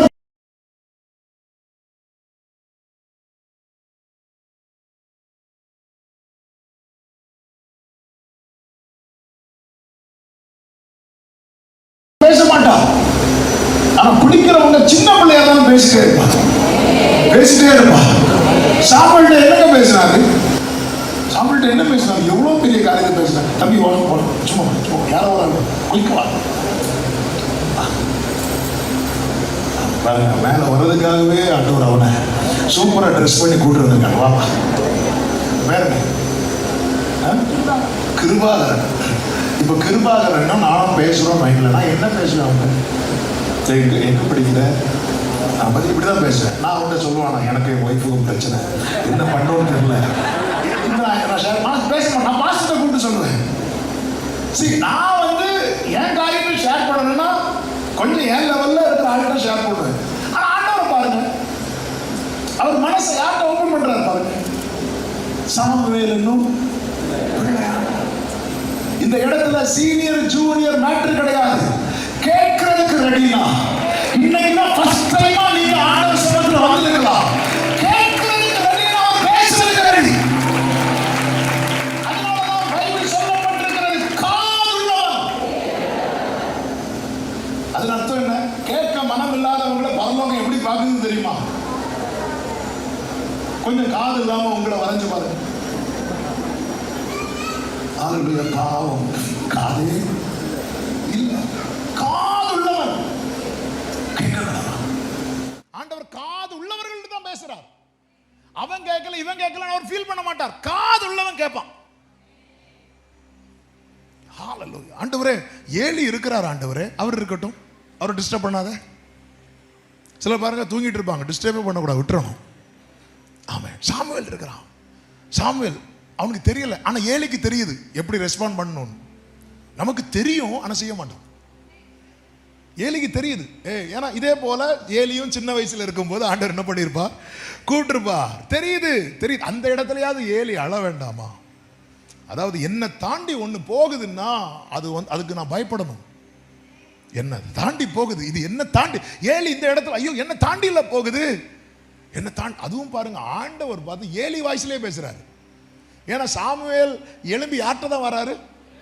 ஏலிட்ட யாரோ கூப்பிடாங்கன்னு தானே சொல்லியிருக்கணும். என்ன கூப்பிட்டீரே அப்படிங்கிறார். அப்போ கர்த்தர் யார் வாய்ஸ்ல தான் பேசுறாரு? ஏன்னா சாமுவேல் கேட்டு பழகின வாய்ஸ் எந்த வாய்ஸ்? ஏலி வாய்ஸ். அவருடைய ஒரிஜினல் சவுண்டு கேட்கிற கெப்பாசிட்டி நம்ம காது கிடையாது. அவருடைய சத்தம் காதேஸ் வனாந்திரத்தை அதிர பண்ணுமா? அவருடைய சத்தம் கேதுரு மரங்களை முறிக்குமா? அவருடைய சத்தம் பெண் மான்களை ஈனும்படி செய்யுமா? இந்த கற்பவதியா இருக்கிற பெண் மான்கள் இருக்குல்ல, இடி இடிக்கிற சத்தத்துல குட்டி போடுமா? அவ்வளவு வல்லமை உள்ள அந்த சத்தத்தை நம்ம காது கேட்டா அடுத்த நாள் ஜெப குறிப்பு தான் நம்ம கொடுப்போம். ஆமே ஆமே. காது ஸ்பீக்கர் அடிச்சுட்டு போயிட்டு பாஸ்டர். ஆமே. அதனால கர்த்தர் எப்படி பேசுவார்னா, நம்ம கேட்டு பழகின நம்முடைய ஆசாரியர்களுடைய சத்தத்தின் வழியாக தான் பேசுவார். அதனால தான் நீங்கள் சர்ச்சில் வந்து ஏலி பேசுகிறார் நினைக்கிறது வரைக்கும் சாமுவேலுக்கு கர்த்தருடைய வார்த்தை வெளிப்படவில்லை. எப்பொழுது சொல்லும் அடியேன்னு சொன்னானோ அப்பொழுது கர்த்தருடைய வார்த்தை வெளிப்பட்டது. பாஸ்டர் பேசுறார் நினைக்கிறது வரைக்கும் கர்த்தருடைய வார்த்தை வெளிப்படாது. இன்னைக்கு கர்த்தர் என்னோடு பேசுறார். நம்ம ரெண்டும் நினைப்போம், வாக்கு தத்தம் வந்தா கர்த்தர் பேசினார், ஏதாவது கொஞ்சம் கடினமா வந்தா பாஸ்டர் என்னதான் மனசுல வச்சு. இது திருப்பி போடாத அப்பமா தான் இருக்கும். ஒரு சைடு நல்லா வெந்திருக்கும், இன்னொரு சைடு பார்த்தா மாவாதான் இருக்கும். இல்லை, சொல்லும் அடியன். ஏலி சொல்லி கொடுக்கிறார், சொல்லி கொடுக்க தெரியுது, சொல்ல தெரியல. நமக்கு சொல்லி கொடுக்க தெரியாட்டையும் பரவாயில்ல, சொல்ல தெரியணும். ஏன் இனி ஒரு சவுண்டு கேட்டா சொல்லும். ஏலி இப்படி சொல்லி கொடுக்க காரணம் என்ன தெரியுமா? வேற ஒன்றும் இல்லை, அவர் தூக்கத்தை டிஸ்டர்ப் பண்ணக்கூடாது. இதுதான் காரணம். சிலர் பாருங்க, லேட்டாக வருவாங்க, ஹஸ்பண்ட் ஃபோன் அடிச்சு சொல்லிடுவாங்க, எல்லாம் டைனிங் டேபிளில் எடுத்து வச்சிருக்கிறேன், எடுத்து சாப்பிட்ருங்க. அது நத்தனை நான் தூங்க போகிறேன், என்னை யாரும் டிஸ்டர்ப் பண்ணக்கூடாது. ஏலி சொல்லிட்டாரு, இங்கே பாருமா, இனி கூப்பிட்டா சொல்லும் அடியன். அவ்வளோதான். அந்த இடத்துல பைபிள் காலேஜ் டிகிரியை காட்டுப்பா, எத்தனை வருஷம் எக்ஸ்பீரியன்ஸ். ஆண்டவரெல்லாம் இன்டர்வியூ வச்சு ஊழியத்துக்கு எடுத்தாருன்னு வைங்களேன். அதே போல் இன்டர்வியூ வச்சு ஊழியத்துக்கு எடுத்தா இன்றைக்கி நிறைய பேர் ஊழியக்காரங்க இருப்பாங்க. ஒரே கொஸ்டின் தான், நீ என் இடத்துல அன்பா இருக்கிறாயா? ஆமாவா, என் ஆட்டுக்குட்டிகளை மைப்பாயாக. ஆமே. அவருடைய நுகம் வந்து ரொம்ப லகு. ஆமே, ரொம்ப லகுவானது. கேட்க மனசு இருக்கா? அப்பதான் இதை தியானிக்கும் போது ஆண்டவர் இந்த பாட்டை கொடுத்தான். இனியும் உம்மை கேட்பேன், நீ சொல்வதை நான் செய்வேன், என் கூட பேசுங்கப்பா. பேசாம மட்டும் இருக்காதீங்கப்பா, நீர் பேசாவிட்டால் நான் உடைந்து போவேன், ஒரு குலைந்து போ. நல்ல கவனிங்க. இயேசு தேவராஜ்யத்தை குறித்த அநேக ஊமைகளின் வழியா சொல்வார்ல. யாருக்கு எக்ஸ்பிளைன் பண்ணி சொல்வார் நினைக்கிறீங்க? ஏன் சீஷர்களுக்கு சொல்றாரு தெரியுமா? சீஷர்கள் வந்து கேட்டாங்க, ஆண்டவர் அது என்ன ஆண்டவரே? வேற யாரும் கேட்கல. அவங்களுக்கு எப்படா மீட்டிங் முடியும், அப்பமும் மீனும் சாப்பிட்டுட்டு போயிடணும். பேசட்டும் நல்லா பேசட்டும். முடிஞ்சதும் அப்பம் மீன் கூட நிறைய மீதி. ஆனால் சீஷர்கள் வந்து கேட்குறாங்க, ஆண்டவர் அது என்ன ஆண்டவரே? அதை விதைக்கிறவனை பற்றி ஏதோ பேசினீங்களா ஆண்டவரே? அது என்ன ஆண்டவரே? கேட்க மனதுள்ளவர்களோடு அவர் தாராளமாய், பைபிள்ல இருக்கு, அவர் தாராளமாய் பேசினாராம். நீங்களும் பைபிளும் மன வெறுமையா போய் உட்காரணும். நம்ம நிறைய கண்ணாடி போட்டு பைபிளை பார்க்குறோம். ஆமே, நானும் பைபிள் காலேஜ் படிச்சிருக்கிறேன். ஆனால் அந்த கண்ணாடியை போட்டு நான் ஒரு நாள் பைபிள் பார்க்க மாட்டேன். ஆமே, அப்படி போய் உட்காந்து ஆண்டவரே ஏதாவது பேசுங்கப்பா. அவர் பேசுவாருங்க. சில டைம் கொஞ்சம் லைன் கிடைக்க டைம் ஆகும். நம்ம ஒரு நபர்கிட்ட முக்கியமாக பேசி ஆகணும்னா திரும்ப கால் பண்ணுவோம். ஆமே, ஒரு ஆள்கிட்ட பேசவே கூடாதுன்னா ஒரு ரிங் அடிக்கிறதுக்கு முன்னாடி கட் பண்ணிட்டு ஓடிடுவோம். வெயிட் பண்ணி. ஆமாம், நேற்று நைட்டு கூட 2 மணிக்கு வந்ததுக்கப்புறம் எனக்கு ஒரு வேர்டு வேணும் அப்படின்னு உள்ள ஏங்கிட்டே இருந்து கொஞ்ச நேரம் கூட ஆண்டவர் உட்கார வைக்கும்போது அப்படியே ஓப்பன் பண்ணி கொடுத்தாருங்க. அவன் அவ்வளோ அந்த மனசுக்கு அப்படியே ஒரு சமாதானம். அப்படியே படுத்து தூங்கியாச்சு. டெய்லி அந்த தண்ணீரை தேடும் மான்களை போல, மானானது நீரோடைய வாஞ்சித்து கதறுவது போல எனக்கு எல்லாம் தெரியுங்கிற மனநிலைமையில இருக்கவே கூடாது. எசேக்கியேலுக்கு ஒரு புஸ்தக சுருளை ஃபுல்லா வாய்க்குள்ளே வைக்கிறார். ஃபுல்லா உள்ள வாங்கிட்டு அவனை இப்போ உலர்ந்த எலும்புகள் நிறைந்த பள்ளத்தாக்கில் கொண்டு வந்து நிறுத்திட்டு விட்டு இது உயிர் அடையுமா அப்படின்னு கேட்கிறார். அவன் சொல்றான், எனக்கு தெரியாது. இப்படிதான் இருக்கணும். ஆமே, நம்ம சங்கீதம் 23 படிச்சுட்டு ஃபுல்லா பைபிள் படிச்சது மாதிரி நிப்போம் பாருங்க. இல்ல எனக்கு தெரியாது ஆண்டவரே, அது உமக்கு தான் தெரியும். அப்படி உமக்கு தெரியுங்கிறவன் வாயில வசனத்தை, தீர்க்க தரிசனத்தை ஆண்டவர் வச்சுட்டே இருப்பார்.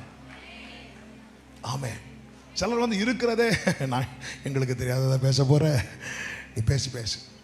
இப்படிதான் ஒரு மீட்டிங்ல பேசி முடிச்சதும் ஒருத்தவங்க சொன்னாங்க, நீங்க இந்த டாபிக் எடுக்கும் போதே தெரியும் இதுதான் பேச போறீங்கன்னு. நான் அப்படிதான் இருந்தோம். பரவாயில்ல, கொஞ்சம் புதுசாக தான் இருக்கு. நான் நினைச்சேன், ஆண்டவரே இவங்களால் இந்த சபை என்ன பாடு, பாஸ்டர் என்ன பாடுபட போறாரோ அப்படின்னு. ஆமென். வார்த்தையோடு வார்த்தையோடு. மோசே 2 கற்பலைகளை எடுத்துட்டு வா. எல்லாம் தெரிஞ்சவனா வராத, ஒண்ணுமே உனக்கு தெரியாது, வா வா. வந்து நிற்கிறான். கர்த்தர் எழுதி கொடுக்கிறார். வார்த்தையோடு திரும்புகிறான். இங்கே சொல்லப்பட்ட வார்த்தைகளோடு திரும்புங்கள்.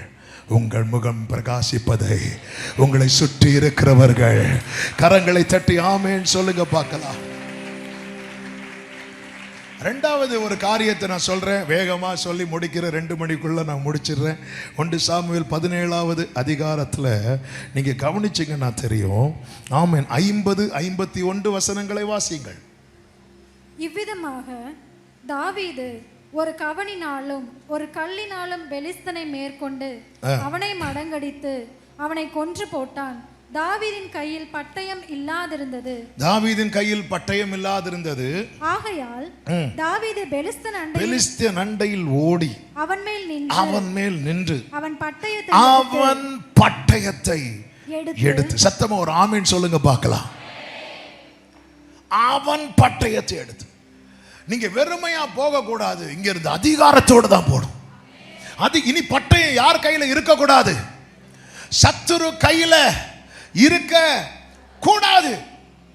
இந்த சத்துரு யார்? இந்த பெலிஸ்தீன் யார் தெரியுமா? இஸ்ரவேலர் கையிலே பட்டயம் இல்லாதபடி செய்தவன். 1 சாமுவேல் 13வது அதிகாரம் அதனுடைய 19, 20, 21, 22 வாசிக்க வேண்டாம், சொல்லிவிடுகிறேன்.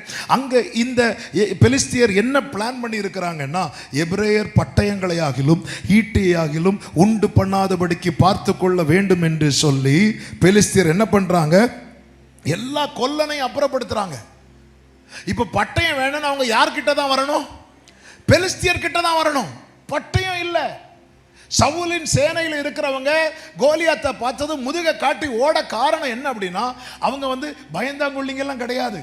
சவுல் சேனையில் இருக்கிறவங்க பலசாலிகள், பராக்கிரமசாலிகள். ஒரு பலசாலியாவது ஒரு பராக்கிரமசாலியாவது பார்த்தால் அவன் தன் சேனையிலே சேர்த்துக் கொள்வான். சும்மா வர்றவங்களெல்லாம் கூப்பிடுறவங்க கிடையாது சவுல். அவன் சேனையில் இருக்கிற அத்தனை பேரும் பலசாலிகள், எல்லாம் ஜெப வீரர்கள் தான், எல்லாம் விசுவாச வீரர்கள் தான். ஆனா கையில என்ன இல்லை? பட்டயம் இல்லை. பட்டயம் இப்ப யார் கையில இருக்கு? கோலியாத்து கையில இருக்கு. இஸ்ரவேல் கையில பட்டயம் இல்லாம ஆக்கி விட்டு கோலியாத்து கையில பட்டயத்தை வச்சு காட்டிட்டு இருக்கிறான். ஆமென். 40 நாள் நிக்கிறான். 41வது நாள் தாவீது டிசைட் பண்ணிட்டா, இனி அவன் கையில பட்டயம் இருக்க கூடாது. உன் கை உன் விரோதிகள் மேல் உயரும். உயர்ந்தால்தான் ஜெயம். உயரணும். எத்தனை பேர் விரும்புறீங்க? இனி அடுத்த வருஷம் நான் பார்க்க கூடாதப்பா, இந்த 40 நாள் முடியும் போது அதிகாரம் எங்கள் கையிலே. ஆமென். ஆமென். எப்படிங்க இருக்கும்? இஸ்ரவேலரை பட்டயம் எல்லாம் ஆக்கி, ஆல்ரெடி யோனத்தான் கிட்டையும் சவுல் கிட்டையும் மட்டுமே பட்டயம் இருக்கிறது. சவுலுக்கு பட்டயத்தை வச்சு வெற்ற நம்பிக்கை எல்லாம் போச்சு. தாவீதை பாருங்க, தாவீதை பாருங்க. அபிஷேகம் பண்ணப்பட்டவன் வருகிறான். சவுல் ஆல்ரெடி அவனுடைய பட்டயத்தை கொடுக்கிறான். இல்ல, என் பட்டயம், ஆமே, நான் என் கூட ஆராதிக்கிறவன் கையிலிருந்து பட்டயத்தை வாங்க கூடாது. எனக்கு எதிராக நிக்கிறான் தெரியுமா, அவன் கையில இருந்து பட்டயத்தை வாங்கணும். நம்ம எல்லாம் அடுத்த பக்கத்தில் இருக்கிறவங்க பட்டயத்தை எடுக்க பார்க்கிறோம், இவங்க பொறுப்பு எடுக்க பார்க்கிறோம். அவங்க இல்ல இல்ல இல்ல இல்ல. பட்டயம் உண்மையில யார் கையில இருக்குன்னு நினைக்கிறீங்க? பெலிஸ்தியன் கையில இருக்கு. ஆண்டவர் அதிகாரத்தை கையில தர்றார். அதிகாரத்தை இதை எடுக்கிறதுக்கு ரெடியா இருக்கணும். சவுல் தாவீதை ஃபோக்கஸ் பண்ணிட்டு இருந்தான், தாவீது பெலிஸ்தியனை ஃபோக்கஸ் பண்ணான். ரிசல்ட் என்ன தெரியுமா? தாவீது கையில பெலிஸ்தியன் விழுந்தான், பெலிஸ்தியன் கையில சவுல் விழுந்தான். ஆமென். நம்ம லெக்கா யாரை வைத்திருக்கிறோம்? நமக்கு யுத்தம் மாம்சத்தோட ரத்தத்தோடும் கிடையாது. மாம்சத்தோட ரத்தத்தோட யுத்தம் இருக்குனாலே ஒரு நாள் நம்ம சத்துருவை ஜெயிக்க வச்சிட்டு இருக்கிறோம் அர்த்தம். அவன் ஃபோக்கஸ் ஃபுல்லா தாவீது தாவீது தாவீது தாவீது. ஆனா தாவீது ஒருபோதும் ஃபோக்கஸ் சவுல் மேல வைக்கல. தாவீது ஃபோக்கஸ் சரியான சத்துரு மேல தான் வைக்கிறான். ஆமே. சவுலின் ஈட்டி எல்லாம் எரியும் போது தாவீது எஸ்கேப் ஆகிறார். ஏன்? ஒரு கல் எடுத்து சவுல் மேல அடிக்க தெரியாதா? அதை விடுங்க, தூங்கிட்டு இருக்கிறாரு. தாவீது பக்கத்தில் வந்துட்டார். வெட்டி போட்டு ஆண்டவர் மன்னிக்க மாட்டாரா? கண்டிப்பா மன்னிப்பார்ல. ஆண்டவரே, இவனை விட்டா இவன் என்ன கொன்றுவான் ஆண்டவரே, அதனால மன்னிக்க மாட்டாரா? ஆல்ரெடி சவுலுக்கு முடிவு எழுதிட்டார்ல, இல்ல நான் கை வைக்க மாட்டேன், நான் தொட மாட்டேன். என் லெக்கு பெலிஸ்தியன் தான். நமக்கு யுத்த மாம்சத்தோட ரத்தத்தோட. இயேசுவை சிலுவையில் அறையும்படி சத்துரு பயன்படுத்தினா பாருங்க. அவங்கள பிதாவே மன்னியுன்னார். ஆனா அவங்க பின்னாடி நின்று செயல்பட்டவனை கால் கீழே போட்டு நசுக்கி கொண்டிருந்த வரைதான் நாம் ஆராதிச்சு கொண்டிருக்கிறோம். ஒரு ஆமென் சொல்லுங்க பார்க்கலாம். ஏன் நம்ம கையில் இந்த அதிகாரம் தரல? நம்ம தவறாய் பயன்படுத்துகிறோம். சில மிரட்டுறதை அப்படி தான் பயன்படுது. இப்படியா சொன்ன, முழங்கால் போடுறேன் பாரு. எப்படி மிரட்டுவாங்க தெரியுமா? ஆமே. நல்ல வேளை எலிசாவை கொடுத்த வர மட்டும் நம்ம கிடைச்சிருந்தா தேசம் ஃபுல்லாக கரடி தான் ஓடிட்டு இருக்கும். சண்டே ஸ்கூல் வரலன்னா கரடி. தாவீது எவ்வளவு பட்டயத்தை வந்து கேர்ஃபுல்லாக ஹேண்டில் பண்ணணும். அப்படின்னா தருவார். மாம்சத்தோட ரத்தத்தோட நான் இனி யுத்தம் பண்ண மாட்டேன் ஆண்டவரே. வான மண்டலத்தில் இருக்கிற பொல்லாத சேனோட யுத்தம் பண்ணுவேன். உறுதியா இன்னைக்கு கேளுங்க, இன்னைக்கு பெலிஸ்தியன் கையில் இருக்கிற பட்டயத்தை எடுத்து கர்த்தர் உங்க கையில தருவார். தாவீதே, நீ பட்டயத்தை எடுக்கிறது வரைக்கும் பெலிஸ்தியன் வந்து போய் இருப்பான். ஒரு நாள்ல 40 days. ஹalleluya. தாவீது பிளான் பண்றான்.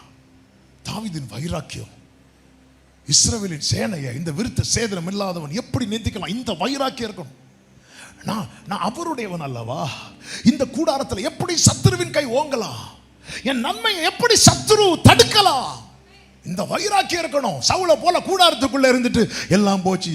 ஆமா, கூடாரத்துக்குள்ள இருந்து கோலியாத்தின் புகழை பாடிட்டு இருக்கிறான். தாவீதை கூப்பிட்டு சொல்றான், நீ இளைஞன்பா, அவன் சிறு வயதிலிருந்தே இந்த ஜனத்தை நான் எனக்கென்று ஏற்படுத்தினேன், இவர்கள் கோலியாத்தின் துதியை. ஆமே. கர்த்தர் புகழ பாட முடிஞ்சா பாடுங்க, இல்லட்டா சும்மாவது இருங்க. சத்ருவின் புகழ பாடாதீங்க. யோபு ஒரு இடத்துல கூட கர்த்தர் தான் எடுத்தாருன்னு சொன்னாரே தவிர சாத்தான் அழிச்சான்னு நம்ம சாட்சியில 10-8 நிமிஷம் சாத்தான புகழ்ந்துட்டு இருப்போம். அவன் வந்தானா, அவன் வந்து என்ன இப்படி பண்ணானா, நைட்டு தூங்கும் போது என் சொப்பனத்தில் வந்தான். அவனுக்கு ஒரே குஷியா இருக்கு, இன்னைக்கு ஃபுல்லா நம்மளை பத்தி தான் சாட்சி. கடைசி ஒரு நிமிஷம் மட்டும் கர்த்தர் எனக்கு விடுதலை தந்தார். ஆண்டவரை பார்த்தீங்களா, ஒரே ஒரு வார்த்தை கர்த்தர்னா 9 வார்த்தையும். ஆமென். யோபுவை பாருங்க, அவன் அவ்வளோ கஷ்டப்பட்டு அழிக்கிறான். கல்தையர் அனுப்புறான், சபையர் அனுப்புறான், காற்று அக்கினி அடின்னு அடிக்கிறான். யோபு அப்படியே இருக்கிறார். ஸ்தோத்திரம் ஸ்தோத்திரம். கர்த்தர் கொடுத்தா, கர்த்தர் எடுத்தார். லிஸ்ட்ல யாரை கொண்டே வரல தெரியுமா? சாத்தான கொண்டு. எப்படி இருக்கும் அவனுக்கு? விறுவிறுன்னு வருது. அடுத்த அதிகாரத்தில் ஆண்டவர் கேட்கிறார், என் தாசனாகி யோபுவின் மேல். இது மட்டும் யோபுவுக்கு தெரிஞ்சிருந்தா, கொஞ்சம் சும்மா இருங்க ஆண்டவரே, நீங்க அங்க சொல்ல இங்க அடி விழுந்துட்டு இருக்கு. உடனே அவன் சொல்றான், அது நீர் அவனுக்கு உண்டான எல்லாத்தையும் எடுத்துட்டீங்க. அவன் சரீரத்தில் அவன் சரீரத்தை நம்பலாம்ல, அவனுக்கு ஆரோக்கியம் இருக்கு, ஞானம் இருக்கு. அவன் சரீரத்தில் கை வச்சு பாருங்க ஆண்டவரே. ஆண்டவர் சொல்றாரு, இதோ அவன் ஜீவன் உன் கையில் இருக்கு. அவன் கை சாத்தான் கையில் அப்படி தூக்கி கொடுக்கிறார். இப்படி செய்வாரா? செய்வார். உன் கையில் இருக்கு. அவன் ஜீவனை தொட்டுறாத. உண்மையிலே சோதனை யோபுக்கு நினைக்கிறீங்க? ஒரு பழத்தை உரிச்சு குரங்கு கையில் கொடுத்து இதை சாப்பிடாதுன்னு சொன்னா சோதனை பழத்துக்கு இல்லை. இப்படிதான் நமக்கு தெரியல, நிறைய தெரியல. அதனால தான் நீங்க கவனிச்சுக்கணும். 42வது அதிகாரத்தை இங்கே படிக்கும்போது 1வது அதிகாரத்தில் கர்த்தர் உண்டு, யோபு உண்டு, சாத்தான் உண்டு. 2வது அதிகாரத்தில் கர்த்தர் உண்டு, யோபு உண்டு, சாத்தான் உண்டு. 42வது அதிகாரத்தில் கர்த்தர் உண்டு, யோபு உண்டு. ஆனா ஒருத்தனை தேடியும் பார்க்க முடியல. உன் சோதனை காலம் முடியும் போது உன்னோடு போராடினவர்களை நம்புறவங்க மட்டும் கைகளை சட்டி.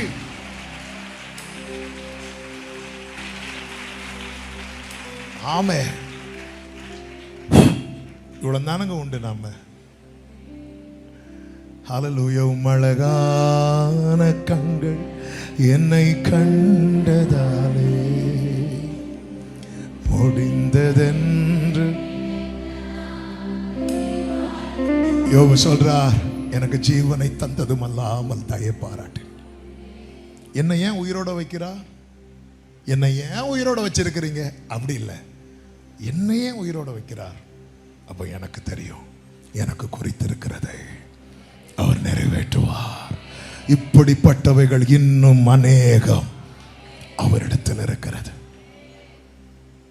இனி இந்த அதிகாரம் நீங்க கவனிச்சுக்கலாம். முதல் சோதனையில யோபு ஜெயிச்சிட்டான். அடுத்து 4 தலைமுறை யோபு பார்க்கிறான். இந்த சோதனை ரிப்பீட் ஆகல, ரிப்பீட் ஆக கூடாது. இடுக்கம் மறுபடியும் உண்டாகாது என்பது வேதத்தில் எழுதப்பட்ட தீர். சிலது நடந்துட்டு இனி அது நடக்க கூடாதுன்னா பட்டயம் பெலிஸ்தியன் கையில இனி இருக்க கூடாது. தாவீதே அந்த பட்டயத்தை எடு, இனி அது நடக்க கூடாது. சிலது நடந்துட்டு லைஃப்ல 4 தலைமுறையை பார்க்க, 4 தலைமுறை இதே சோதனை ரிப்பீட் ஆகுதா? இல்ல. ஆனா நம்ம லைஃப்ல ஏன் ரிப்பீட் ஆயிட்டு இருக்கு? சில சொல்லுவாங்க பாருங்க, டிசம்பர் வந்தாலே எங்களுக்கு பிரச்சனை. ஏதோ இயேசு பிறந்து அவரை தூக்கி இவங்க வீட்டு மாட்டு தொழுத்துல வச்சது போல, ஏரோது பட்டயத்தை எடுத்து இவங்க வீட்டில் வந்தது போல. சில அப்படி அப்படி அந்த அந்த டிசம்பர் வந்தாலே சில சொல்ல, எங்களுக்கு இந்த ஃபாஸ்டிங் பிரேயர் வந்தாலே, சில சொல்லுவாங்க எங்கள் சர்ச்சில் ஆகஸ்ட் ஃபாஸ்டிங் பிரேயர்.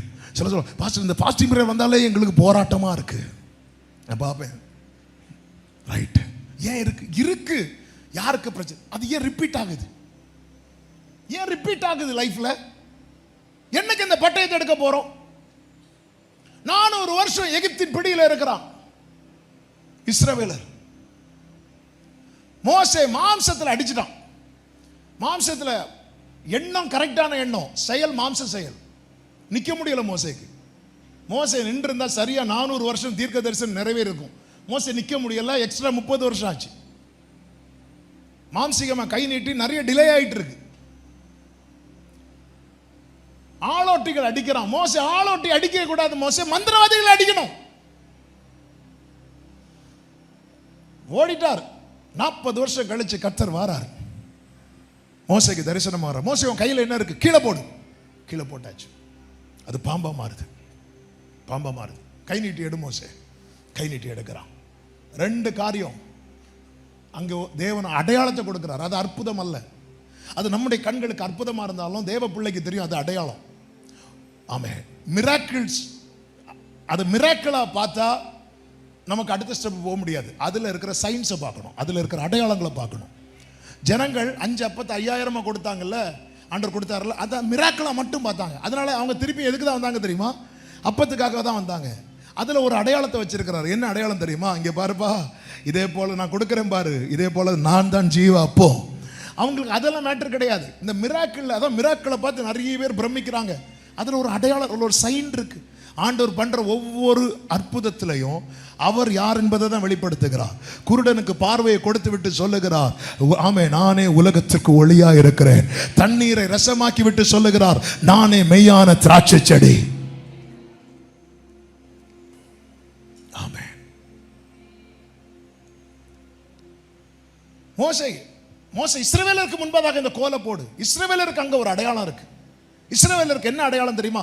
எப்படி இந்த கோல் சும்மா இத்தனை காலம் என் கையில சும்மா இருந்துச்சு, ஆனா கீழே போட்டதும் எப்படி அது உடனே மாறிச்சோ, இஸ்ரவேலரே உங்க அடையாளம் மாற போகுது. அதுவும் மோசே கையில் அந்த அடையாளம். மோசே ஆரோன் கையினால கர்த்தர் இவர்களை ஒரு ஆட்டு மந்தையை போல நடத்த போகிறதை அடையாளமாய் காண்பிக்கப்படுகிறது. பார்வோனுக்கு முன்னாக கொண்டு போய் போடு. பார்வோனுக்கு முன்னாக கொண்டு போட்டது என்ன அடையாளம் தெரியுமா? பார்வோன் முன்பாக கோலை போட்ட போது அது பாம்பாய் மாறினது. உடனே பார்வோன் என்ன செய்கிறான் தெரியுமா? மோசேக்கு முன்பதாக மந்திரவாதிகளை அழைப்பிக்கிறான். 40 வருஷத்துக்கு முன்னாடி மோசே அட்டாக் பண்ணது ஆளோட்டிய, அவன் அட்டாக் பண்ண வேண்டியது இந்த மந்திர வல்லமைகளை. நம்ம தவறா கரம் நீட்டி தவறா செயல்பட்டு சரியான சத்துருவை அடையாளம் காணாமல் இருக்கிறோம். மந்திரவாதி அழைப்பிக்கிறான், ஒவ்வொரு கோலையா போடுறான். ஒவ்வொரு கோலையும் இந்த ஆரோனுடைய கோல் என்ன பண்ணுகிறது தெரியுமா? விழுங்குகிறது. விழுங்கினதும் கர்த்தர் சொல்றார், அந்த கோலை நீ எடு அப்படின்னு. இப்போ எடுத்தாச்சு. இனி யாருக்கு எடுக்க முடியாது தெரியுமா? இந்த மந்திரவாதிகளுக்கு அவங்க கோலை எடுக்க முடியாது. அதன் அர்த்தம் என்ன? இதுவரை அதிகாரம் வல்லமை அவன் கையில் இருந்தது, இனி அவன் கையில் அல்ல, இனி அது உன் கையில். அதன் பிறகு எகிப்தில் நடந்தது எல்லாமே மோசே சொன்னதுதான் நடந்துச்சு. மந்திரவாதிகள் சொன்னது நடக்கல. அவங்க ட்ரை பண்ணி முடியாம போயிட்டு, ஏன்னா அதிகாரத்தை பிடுங்கிட்டாரு. ஹல்லேலூயா. நம்ம மேல சத்துருவுக்கு அதிகாரம் இருக்கக்கூடாது. அதிகாரத்தை பிடுங்கிட்டார். ஆமான் தந்திரமாய் ராஜாவினிடத்தில் பேசி யூதரை அழிக்க தீர்மானிக்கும் போது ராஜா என்ன பண்றான் அப்படின்னா, அவனுடைய முத்திர மோதிரத்தை கழட்டி கொடுக்கிறான். உன் இஷ்டப்படி செய். எடுத்து வாசிக்க நேரம் இல்லை, நீங்க வீட்டில் போய் வாசிக்கோங்க. எஸ்தர் 3வது அதிகாரம் 10-11 வசனங்கள். அவன் என்ன பண்றான் தெரியுமா? அந்த முத்திர மோதிரத்தை வாங்கி ஆமேன் யூதரை அழிக்கும்படி அவன் ஒரு நாளை குறித்து அதிலே முத்திரையிடுகிறான். இதை அறிந்ததும் எஸ்தர், மொர்தெகாய் எல்லாரும் உபவாசிக்கிறாங்க. எதுக்கு தெரியுமா? அந்த முத்திர மோதிரம் கைமாறணும். ஒரு நாள் வந்தது, யாமானிடத்திலிருந்து அந்த முத்திரை மோதிரம் பறிக்கப்பட்டு எஸ்தர் மொர்தெகாய் கையிலே கொடுக்கப்பட்டது. அவர்கள் அதை மாற்றி எழுதுகிறார்கள். சத்தமா ஆமென் சொல்லுங்க பார்க்கலாம். உங்க சில சொல்லுவாங்க தெரியுமா, இதுதான் உன் தலையெழுத்து. எஸ், இதுதான் உன் தலையெழுத்து. சத்துருவின் கையிலே அதிகாரம் இருக்கிறது வரைக்கும் இதுதான் உன் தலையெழுத்து. இந்த நாளிலே இயேசுவின் நாமத்திலே சொல்லுகிறேன், அந்த அதிகாரத்தை எடுப்பதற்காக கர்த்தர் உன்னை இங்க கொண்டு வந்திருக்கிறார். கர்த்தர் உன்னை இதை கேட்க வைத்திருக்கிறார். இனி இந்த போராட்டம், இனி இந்த தரித்திரம், இனி இந்த வேதனை உன் வாழ்க்கையில ரிப்பீட் ஆக கூடாது. ஆமென் ஆமென் சொல்லுங்க பார்க்கலாம். ஹல்லேலூயா. 8வது அதிகாரத்தில் நீங்க படிச்சீங்கன்னா தெரியும். அதனுடைய 8வது வசனத்தை மட்டும் வாசியுங்கள். ஆமென். 8வது அதிகாரம் 8வது வசனம். எஸ்தர் 8:8. இப்போதும் உங்களுக்கு இஷ்டமானபடி நீங்கள் ராஜாவின் நாமத்தினால் யூதருக்காக எழுதி ராஜாவின் மோதிரத்தினால் முத்திரை போடுங்கள். நேற்று வரை முத்திரை போட்டது ஆமான். ஆனா இவங்க போராடுறாங்க, இவங்க ஜெயிக்கிறாங்க. இந்த முத்திரை மோதிரம் இவங்க கையில வரணும்னா ஆமான் இல்லாம ஆகணும். ஆமான இப்ப தூக்கில போட்டாங்க. ஆமான தூக்கில போட்டாச்சு சொல்லிட்டு இவங்க விடல, அதிகாரத்தை வாங்கணும். இந்த முத்திரை மோதிரத்தை முத்திரை போடுங்கள். அடுத்த வார்த்தை பாருங்கள். ராஜாவின் பேரால் எழுதப்பட்டு ராஜாவின் மோதிரத்தினால் முத்திரை போடப்பட்டதை செல்லாமற் போக பண்ண ஒருவராலும் கூடாது. ஆமென் சொல்லுங்க பார்க்கலாம். ஒரு தேவ பிள்ளை இதுல உறுதியா இருக்கணும். அதனாலதான் ஆண்டவர் சொன்னார், அவர் 2 பேர் அனுப்பும் போது அதிகாரத்தை கொடுத்து அனுப்புறார். அதிகாரம். ஃபாதர் அழகா பாடி இருக்கிறாங்கல்ல, ஈ மைனர். எதிர்காலம் நமக்குண்டு, எதற்கும் பயமில்லை. சொல்லுங்க, எதிர்காலம் நமக்குண்டு, எதற்கும் பயமில்லை. வலது கரத்தை உயர்த்தி, அதிகாரம் கையிலே, அதிகாரம் கையிலே, ஆளுவோம் தேசத்தை, நாம் ஆளுவோம் தேசத்தை. ஒன்று சேர்ந்து நாம் துதிப்போம், சுதந்தரிப்போம். ஒன்று சேர்ந்து நாம் துதிப்போம், சாத்தானை மீதிப்போம், தேசத்தை சுதந்தரிப்போம். இந்த அதிகாரத்தை வாங்கணும்னா சவுலின் பட்டயத்தை எடுக்காதீங்க. ஆமே, பெலிஸ்தியன் கையில் இருக்கு. பெலிஸ்தியன் கையில் இருக்கு. சவுல் ஈட்டியை விட்டுட்டே தான் இருப்பான். மைண்ட் பண்ணாதீங்க, விலகி ஓடுங்க. கர்த்தர் பழக்க விற்கிறது அட்டாக் பண்றதுக்கு மட்டும் இல்லை, விலகி ஓடுறதுக்கு. ஆமே, விலகி ஓடுங்க. ஆனா கர்த்தர் விட மாட்டார். ஆமே, நடுக்கத்தோடு சொல்றேன், செவரோட சேர்த்து வச்சு தாவீதை அடிக்க பார்ப்பான் சவுல். கடைசியில் சவுல் எப்படி தொங்க போடுவாங்க தெரியுமா? சவுல் மரித்ததும் அவனை எடுத்துட்டு சத்துருக்கள் அலங்கத்தில் தொங்க விடுவாங்க. அலங்கத்தில் தொங்க விடுவாங்க. பழி வாங்குதலும் பதில் செய்கிறதும் கர்த்தருக்குரியது. தாவீது அது நீ பண்ணக்கூடாது. உன் டார்கெட் பெலிஸ்தீன் அடிக்கிறது. தாவீதை இப்படிதான் கொல்ல பார்த்தான், செவரோட சேர்த்து. கடைசியில் ஒரு பட்டயத்தில் விழுறான், இன்னொருத்தனை வச்சு சாகடிக்க வைக்கிறான். அவனை எடுத்து அலங்கத்தில் தொங்க விட்டாங்களாம், செவரோட சேர்த்து தொங்கிட்டு இருக்கான். இது சரித்திரமா படிச்சா புரியாது. ஒரு நாள் இதை படித்த போது நடுங்கினேன். ஏன் ஏன் பார்வோனின் சேனையை கொண்டு வந்தார் தெரியுமா செங்கடலுக்கு? அதே பார்வோன் கட்டளை இட்டான், பிறக்கிற ஒவ்வொரு பிள்ளையும் தண்ணியில போட்டு சாகடிக்கணும். இஸ்ரவேலர்கள் மறந்திருப்பாங்க, கர்த்தர் மறக்கல. சாமுவேல்கிட்ட சொல்லுவார்ல, சவுல்கிட்ட போய் சொல்லு, அமலேக்கே நான் ஒருத்தனை உயிரோட வச்சிருக்காத. இஸ்ரவேலர்கள் பிரயாணப்பட்ட போது அவர்கள் வழி மறித்ததை என் மனதில் வைத்திருக்கிறேன். ஒன்று, சத்துருக்களை இச்சகம் பேசி அடங்க வைப்பார், இல்லை என்றால் அடக்க வைப்பார். இதுதான் ஆண்டவருடைய செயல். இதை நம்ம செய்யக்கூடாது. நம்ம செய்யறதெல்லாம் செஞ்சுட்டு, ஆண்டவரே உமக்கு கண்ணு இல்லையா, ஆண்டவரே நீர் சும்மா இதை பார்த்து கொண்டு சும்மா இருப்பீரோ? ஆமென், ஹல்லேலூயா. இல்லை, உங்கள் நியாயத்தை, என் நியாயத்தை நான் தேவனிடத்தில், எரேமியா சொல்றார், என் காரியத்தை நான் உம்மிடத்தில் சாட்டி விட்டேன், மனசுல இருக்கிறதெல்லாம் கொட்டிட்டேன், நீங்க பார்த்துக்கோங்க. தாவீது ஒரு நாளும் கையில கொடுக்கிறார். இதுதான் தாவீதுக்கு பரீட்சை. சவுல் ஈட்டி எறிஞ்சதில்ல, தாவீதுக்கு பரீட்சை சவுலை கையில கொடுத்தார்ல. இதுதான் பெரிய டெஸ்ட். அந்த டைம் நம்ம அதை எப்படி ஹேண்டில் பண்ண போறோம் ரொம்ப முக்கியம். நமக்கு யுத்தம் மாம்சத்தோடு ரத்தத்தோடு கிடையாது, மாம்சத்தோடு ரத்தத்தோடு கிடையாது. இதுல நீங்க உறுதியா இருந்து பாருங்க, இனி சத்துருவுக்கு உங்க மேல அதிகாரம் இல்லை. சத்தமாமேன்னு சொல்லுங்க பார்க்கலாம். மூன்றாவது ஒரு காரியத்தை சொல்லி 5 நிமிடத்திலே ஜெபிக்கிறேன். லூக்கா 4வது அதிகாரம், இதுவும் நாம் கேட்டோம். அதனுடைய 2வது வசனத்தில் 40 நாள் அவர் சோதிக்கப்பட்டார் என்று சொல்லப்பட்டிருக்கிறது. 14வது வசனத்தில், பின்பு இயேசு ஆவியானவருடைய பலத்தினாலே கலிலேயாவுக்கு திரும்பி போனார். அவர் வெறுமையா திரும்பல, ஆவியின் பலத்தில். இந்த பலன் எதற்கு தேவை தெரியுமா? ஒன்று, தெளிவு உண்டாக. எல்லாரும் சொல்லுங்க பார்க்கலாம். ஏன்னா 40 days பிரேயர் முடிச்சதும் ஒரு பெரிய டவுட், ஒரு பெரிய சந்தேகத்தை கொண்டு வரான். ஆண்டவர் ஃபுல் ஸ்டாப் வச்ச காரியத்தில் கொஸ்டின் மார்க்கை கொண்டு வரான். 40 நாள் ஜெபத்துக்கு முன்னாடி தான் பிதா சொல்லுவார், இவர் என்னுடைய நேசகுமாரன். ஃபுல் ஸ்டாப் வச்சாச்சு, அவ்வளோதான்.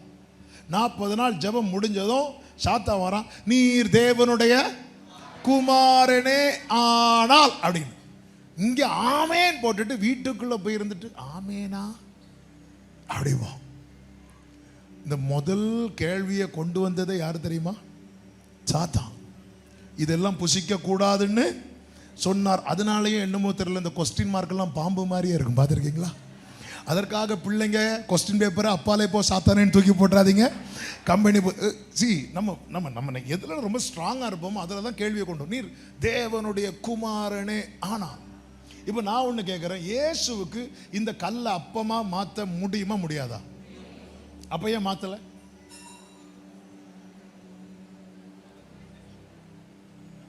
ஏன் மாற்றலை தெரியுமா? நான் அவர் பிள்ளைங்கிறத இதை மாற்றி ப்ரூவ் பண்ண வேண்டிய அவசியம். நான் கேட்ட காரியம் எனக்கு கிடைச்சாலும் கிடைக்காம போனாலும், வாய்த்தாலும் வாய்க்காம போனாலும், அவர் எனக்கு அப்பா, நான் அவருடைய. நம்ம கிட்ட இப்படி கேள்வி வந்தது நம்மளும் கேட்போம், ஆண்டவர் இந்த வாரத்துக்குள் நீங்க செய்தா நீர் என்னை ஊழியத்துக்கு அழைத்திருந்த நான். அவனுக்கு இதெல்லாம் கொண்டாட்டம். இது கல்ல அப்பமா மாறினாலும் மாறாம போனாலும், நான் எங்க அப்பா கிட்ட ஒரு காரியம் கேட்கிறேன், எங்க அப்பா தராததை எங்க அப்பாவை நான் சித்தப்பா நான் கொடுவேன். தரலனாலும் அவர் எனக்கு அப்பா தான். இளையகுமார் அப்பா கிட்ட யாரா இருக்கணும்னு வந்தான் தெரியுமா? வேலைக்காரனா இருக்கணும் தான் வந்தான். ஏன்னா அவனுடைய பார்வை அவ்வளவுதான். ஆனா தகப்பனுக்கு அவனை பார்த்ததை யாரா பார்க்க முடியல தெரியுமா? வேலைக்காரனை பார்க்க முடியாது.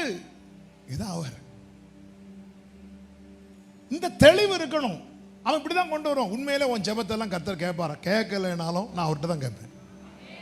நீ 40 நாள் ஜெபம் பண்ணி உனக்கு நடக்குமா? நடக்கலைனாலும் நான் 41வது நாள் கேட்பேன். ஒரு தேவ ஊழியர் ஹாஸ்பிட்டலில் போய் எல்லாரும் மேலே கை வச்சு ஜெபம் பண்ணுவாராம். அப்போ அவர்கிட்ட கேட்டாங்களாம், இப்படி நீங்கள் ஜெபம் பண்ணுறீங்களே, நீங்கள் கை வச்சு அவர் செத்துட்டார்னா? செத்துட்டு அடுத்த ஆள் தள்ள கை வச்சு ஜெபம் பண்ணுவேன். அவரும் செத்துட்டார்னா அதுக்கு அடுத்த நாள் தள்ள கை வச்சு ஜெபம் பண்ணுவேன். இப்படி 10 பேர் செத்துட்டாங்கன்னா 11வது ஆள் இல்லைன்னா ஓந்தரில் கை வச்சாவது. அதுக்கப்புறம் கேட்கல. சரி, அதான் பவுல் சொல்வார்ல, இங்கே ஒரு விலை செய்யறது கர்த்தர், நடுக்கிறவனால் ஒன்றும் இல்லை. எனக்கு தெரியும், நான் விசுவாசித்திருக்கிறவர் இன்னார் என்பதை அறிவேன். அல்லேலூயா. என்னிடம் உள்ளதையே உம்மிடம் ஒப்படைத்தே, அந்நாள் வரையிலுமே அதை காத்திடவல். இயேசுவை பார்த்தீங்களா? இயேசுவை பார்த்தீங்களா? பிதாவே, என் தேவனே, என் தேவனே, ஏன் என்னை கைவிட. அப்ப சிலுவையில் இயேசு என்ன செய்யப்பட்டார்? கைவிடப்பட்டதான். தம்முடைய ஆவியை பிலாத்து கையிலே கொடுத்தார். பிதாவேன்னு அவர் கையில தான் கொடுக்கிறார். அவர் என்ன கைவிட்டாலும் நான் என்ன அவர்கிட்ட தான் கொடுப்பேன். இதுதாங்க தெளிவு. நான் 40 நாள் ஜெபம் பண்ண, எனக்கு ஒன்றும் கிடைக்கல, அதனால நான் இனி சர்ச்சுக்கு போக மாட்டேன். ஆமென். இல்லை இல்லை, இந்த தெளிவு. சாத்தான் வந்து இந்த கல்லை அப்பமா மாத்துங்கன்னு சொன்னது அக்கறையில் இல்லை, இவர் அக்கறைக்கு போக விடக்கூடாது என்பதற்காக. ஆமென். அடுத்து பாருங்க, உணர்வு. என்ன உணர்வு தெரியுமா? தேவனை நான் என்ன பண்ணிடக்கூடாது? பரீட்சை பார்த்துடக்கூடாது. இதான் ஆவியின் பலன். அவர் உணர்த்துகிறவர். அவன் சோதிக்கிறான், உன்னை தேவனே பரீட்சை பார்க்க வைக்கிறான். இப்படி கேளு, இப்படி கேளு. மேலேருந்து கீழே குதிச்சா தூதர்கள் கையில் ஏந்தி கொள்வார்னு சொல்லியிருக்கு. அதுக்கு தான் நமக்கு வசனம் தெரியணும். ஆமென். வசனம் தெரியணும். இல்லை, தேவனை பரீட்சை பார்க்கக்கூடாது.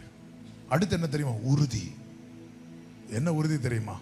நீ கோடி தந்தாலும் நான் கர்த்தரை தவிர வேறு ஒன்றையும். இங்கே கூட இன்னொன்று பாருங்க, 3 சோதனையில் முதல் 2 சோதனைக்கு ஆஃபர் கிடையாது. ஆனால் வர்ஷிப் பண்ணுற மேட்டரில் ஆஃபர் இருக்கும். நீ சண்டே மட்டும் வந்து பாரு, உனக்கு டபுள் சம்பளம் ஆஃபர் இருக்கும். நிறைய ஆஃபர் இருக்கும். சண்டேக்கு ஹெவி ஆஃபர். ஆமே. நீ இந்த கல்லை அப்பமா மாற்றினா உனக்கு நான் எதை தருவேன்னு சொல்லலை சாத்தான். மேலே இந்த கீழே கொதிச்சா இது தருவேன் இல்லை. ஆராதனை, நீ ஆண்டவர் ஆராதிக்கிறத விட்டா உலகம் ஆஃபர் தரதுக்கு ரெடியா இருக்குது. ஆமே. ஆனா இவர் சொல்றார், அப்பாலே போ சாத்தானே, ஆராதனைக்கு உரியவர் அவர் ஒருவர் மட்டுமே. என்னதான் ஆஃபர் பண்ணாலும். ஹல்லேலூயா. சாத்ராக், மேஷாக், ஆபேத்நேகோ நின்னாங்க பாத்தீங்களா? அவர் எங்களை விடுவியாமற் போனார். நிறைய பேர் ஆராதிக்கிறதே விடுதலைக்காக. ஆராதனையில விடுதலை உண்டு. விடுதலைக்காக ஆராதிக்காதீங்க. எதுக்காக ஆராதிக்கணும் தெரியுமா? அவர் ஆராதனைக்குரியவராய் இருக்கிறதுனால. அவ்வளவுதான். தெளிவு, உணர்வு, உறுதி. இதான் பரிசுத்த ஆவியானவர், இதான் ஹோலி ஸ்பிரிட் நமக்குள்ள தருகிற பலன். ஒரு தெளிவு, உணர்வு, உறுதி. இந்த பலத்தால இந்த வனாந்திரத்தை தாண்ட முடியும். 40 நாள் முடித்து அவர் ஆவியின் பலத்தில், 40 நாள் முடித்து மோசே வார்த்தையோடு, 40 நாள் முடித்து ஆமென் தாவீது பட்டயத்தோடு. இந்த நாளிலே 40 நாள் ஜெபம் தேவ சமூகத்திலே ஆமென் காத்திருந்து ஆமென் திரும்பி போகிற அன்பு உள்ளங்களே, வார்த்தையோடும் அதிகாரத்தோடும் பரிசுத்தாவின் பலத்தோடும் செல்லுங்கள். காரியங்கள் வாய்க்கப்படும். சத்துரு இனி உங்கள் வழியை எதிர்கொண்டு வருவது இல்லை. ஆமென். துஷ்டன் ஒளிந்து போனான். கர்த்தர் உங்களை ஆசீர்வதிப்பாராக. எல்லாரும் எழுந்து நிற்கலாமா? ஹல்லேலூயா, ஹல்லேலூயா. Thank you Jesus. ஆவியானவரே, ஆவியானவரே, பரிசுத்த ஆவியானவரே,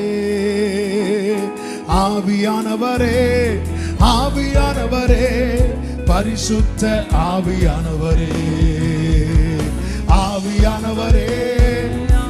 நல்ல கரங்களை தட்டி பரிசுத்த ஆவியானவரே, ராமாச்சனலமரே, ஆவியானவரே, ஆவியானவரே, பரிசுத்த ஆவியானவரே, எங்களுக்குள்ளே வாசம் செய்யும் ஆவியானவரே, இந்நாளும் சித்தம் போல் நடத்தி செல்லும் ஐயா.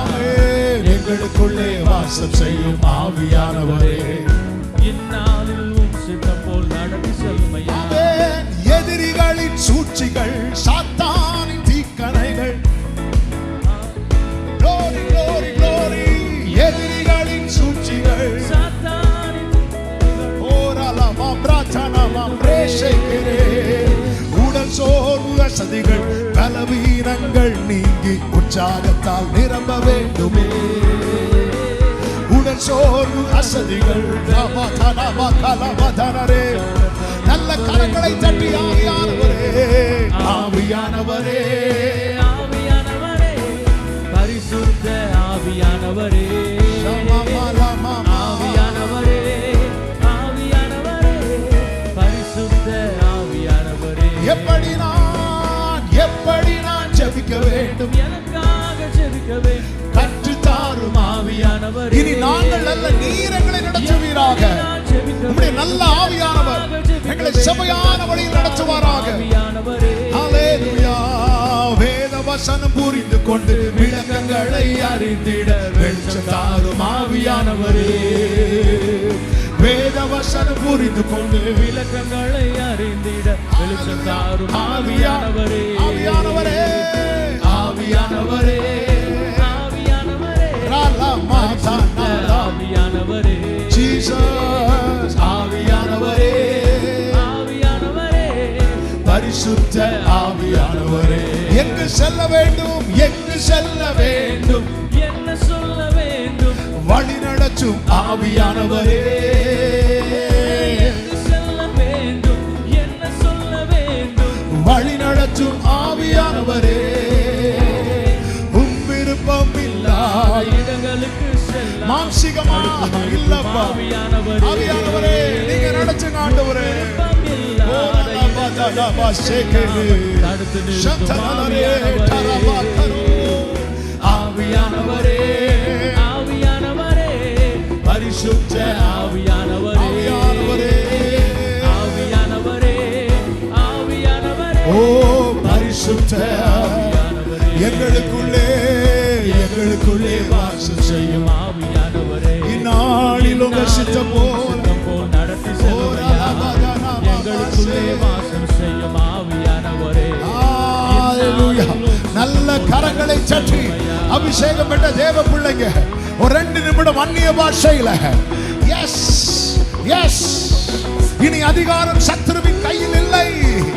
அதிகாரம் இத உன் கையிலே, உன் கையிலே, உன் கையிலே.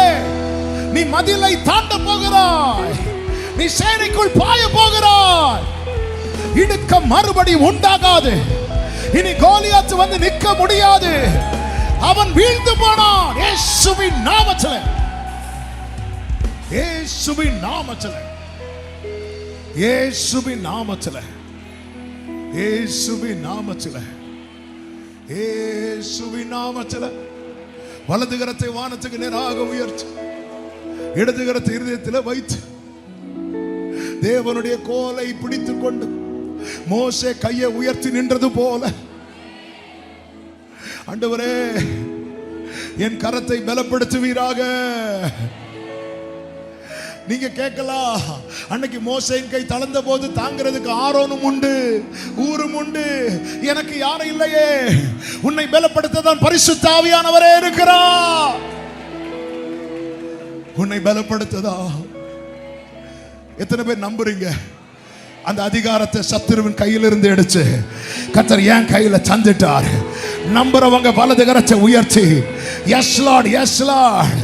ஆமென், ஆமென். இடுக்கம் இனி மறுபடி உண்டாகாதபடிக்கு பார்வோனின் மந்திரவாதிகளுடைய கிரியைகள், பார்வோனின் தேவர்களுடைய கிரியைகள் எல்லாவற்றையும் கர்த்தர் இல்லாமல் ஆக்கினது போல உங்களுக்கு விரோதமாய், உங்கள் குடும்பங்களுக்கு விரோதமாய், உங்கள் ஊழியங்களுக்கு விரோதமாய் ஆமென் செயல்படுகிற எல்லா அந்தகார வல்லமைகள் இயேசுவின் நாமத்திலே சுட்டரிக்கப்படுவதாக. கிருபை பெருகட்டும், கிருபை பெருகட்டும். நம் தேவன் பெரியவர். ஒரு ஆண் பிள்ளையை கூட உயிரோடு வைக்க கூடாது என்று சட்டம் போட்ட இடத்துல இருந்து கர்த்தர் 6 லட்சம் புருஷர்களை புறப்பட பண்ணினார். ஆமென். உன்னை தளர பண்ணுகிற இடத்திலே கர்த்தர் உன்னை வளர பண்ணுவா. நல்ல கரங்களை தட்டி, என் தேவன் பெரியவன், என் தேவன் பெரியவன். ஹalleluya. கடைசியா ஒரு விஷயம், உங்கள் வலது கரத்தை உயர்த்தி உங்கள் இடது கரத்தை இருதயத்தில் வைத்து, ஆண்டவரே வெறுமையா மட்டும் நான் போயிடக்கூடாது.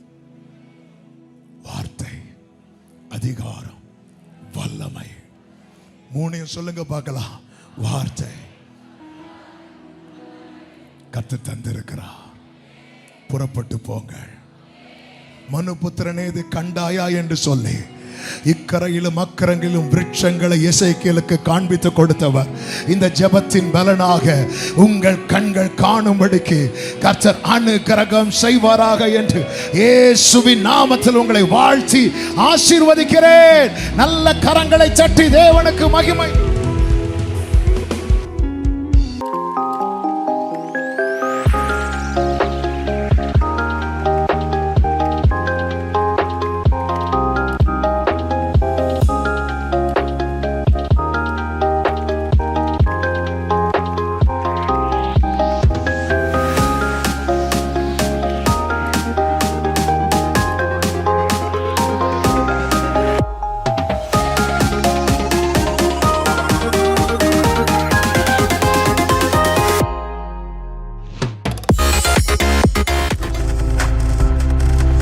நீங்கள் பார்த்துக் கொண்டிருப்பது உங்கள் ஜாய் டிவி. உங்கள் துக்கம் சந்தோஷமாய் மாறும்.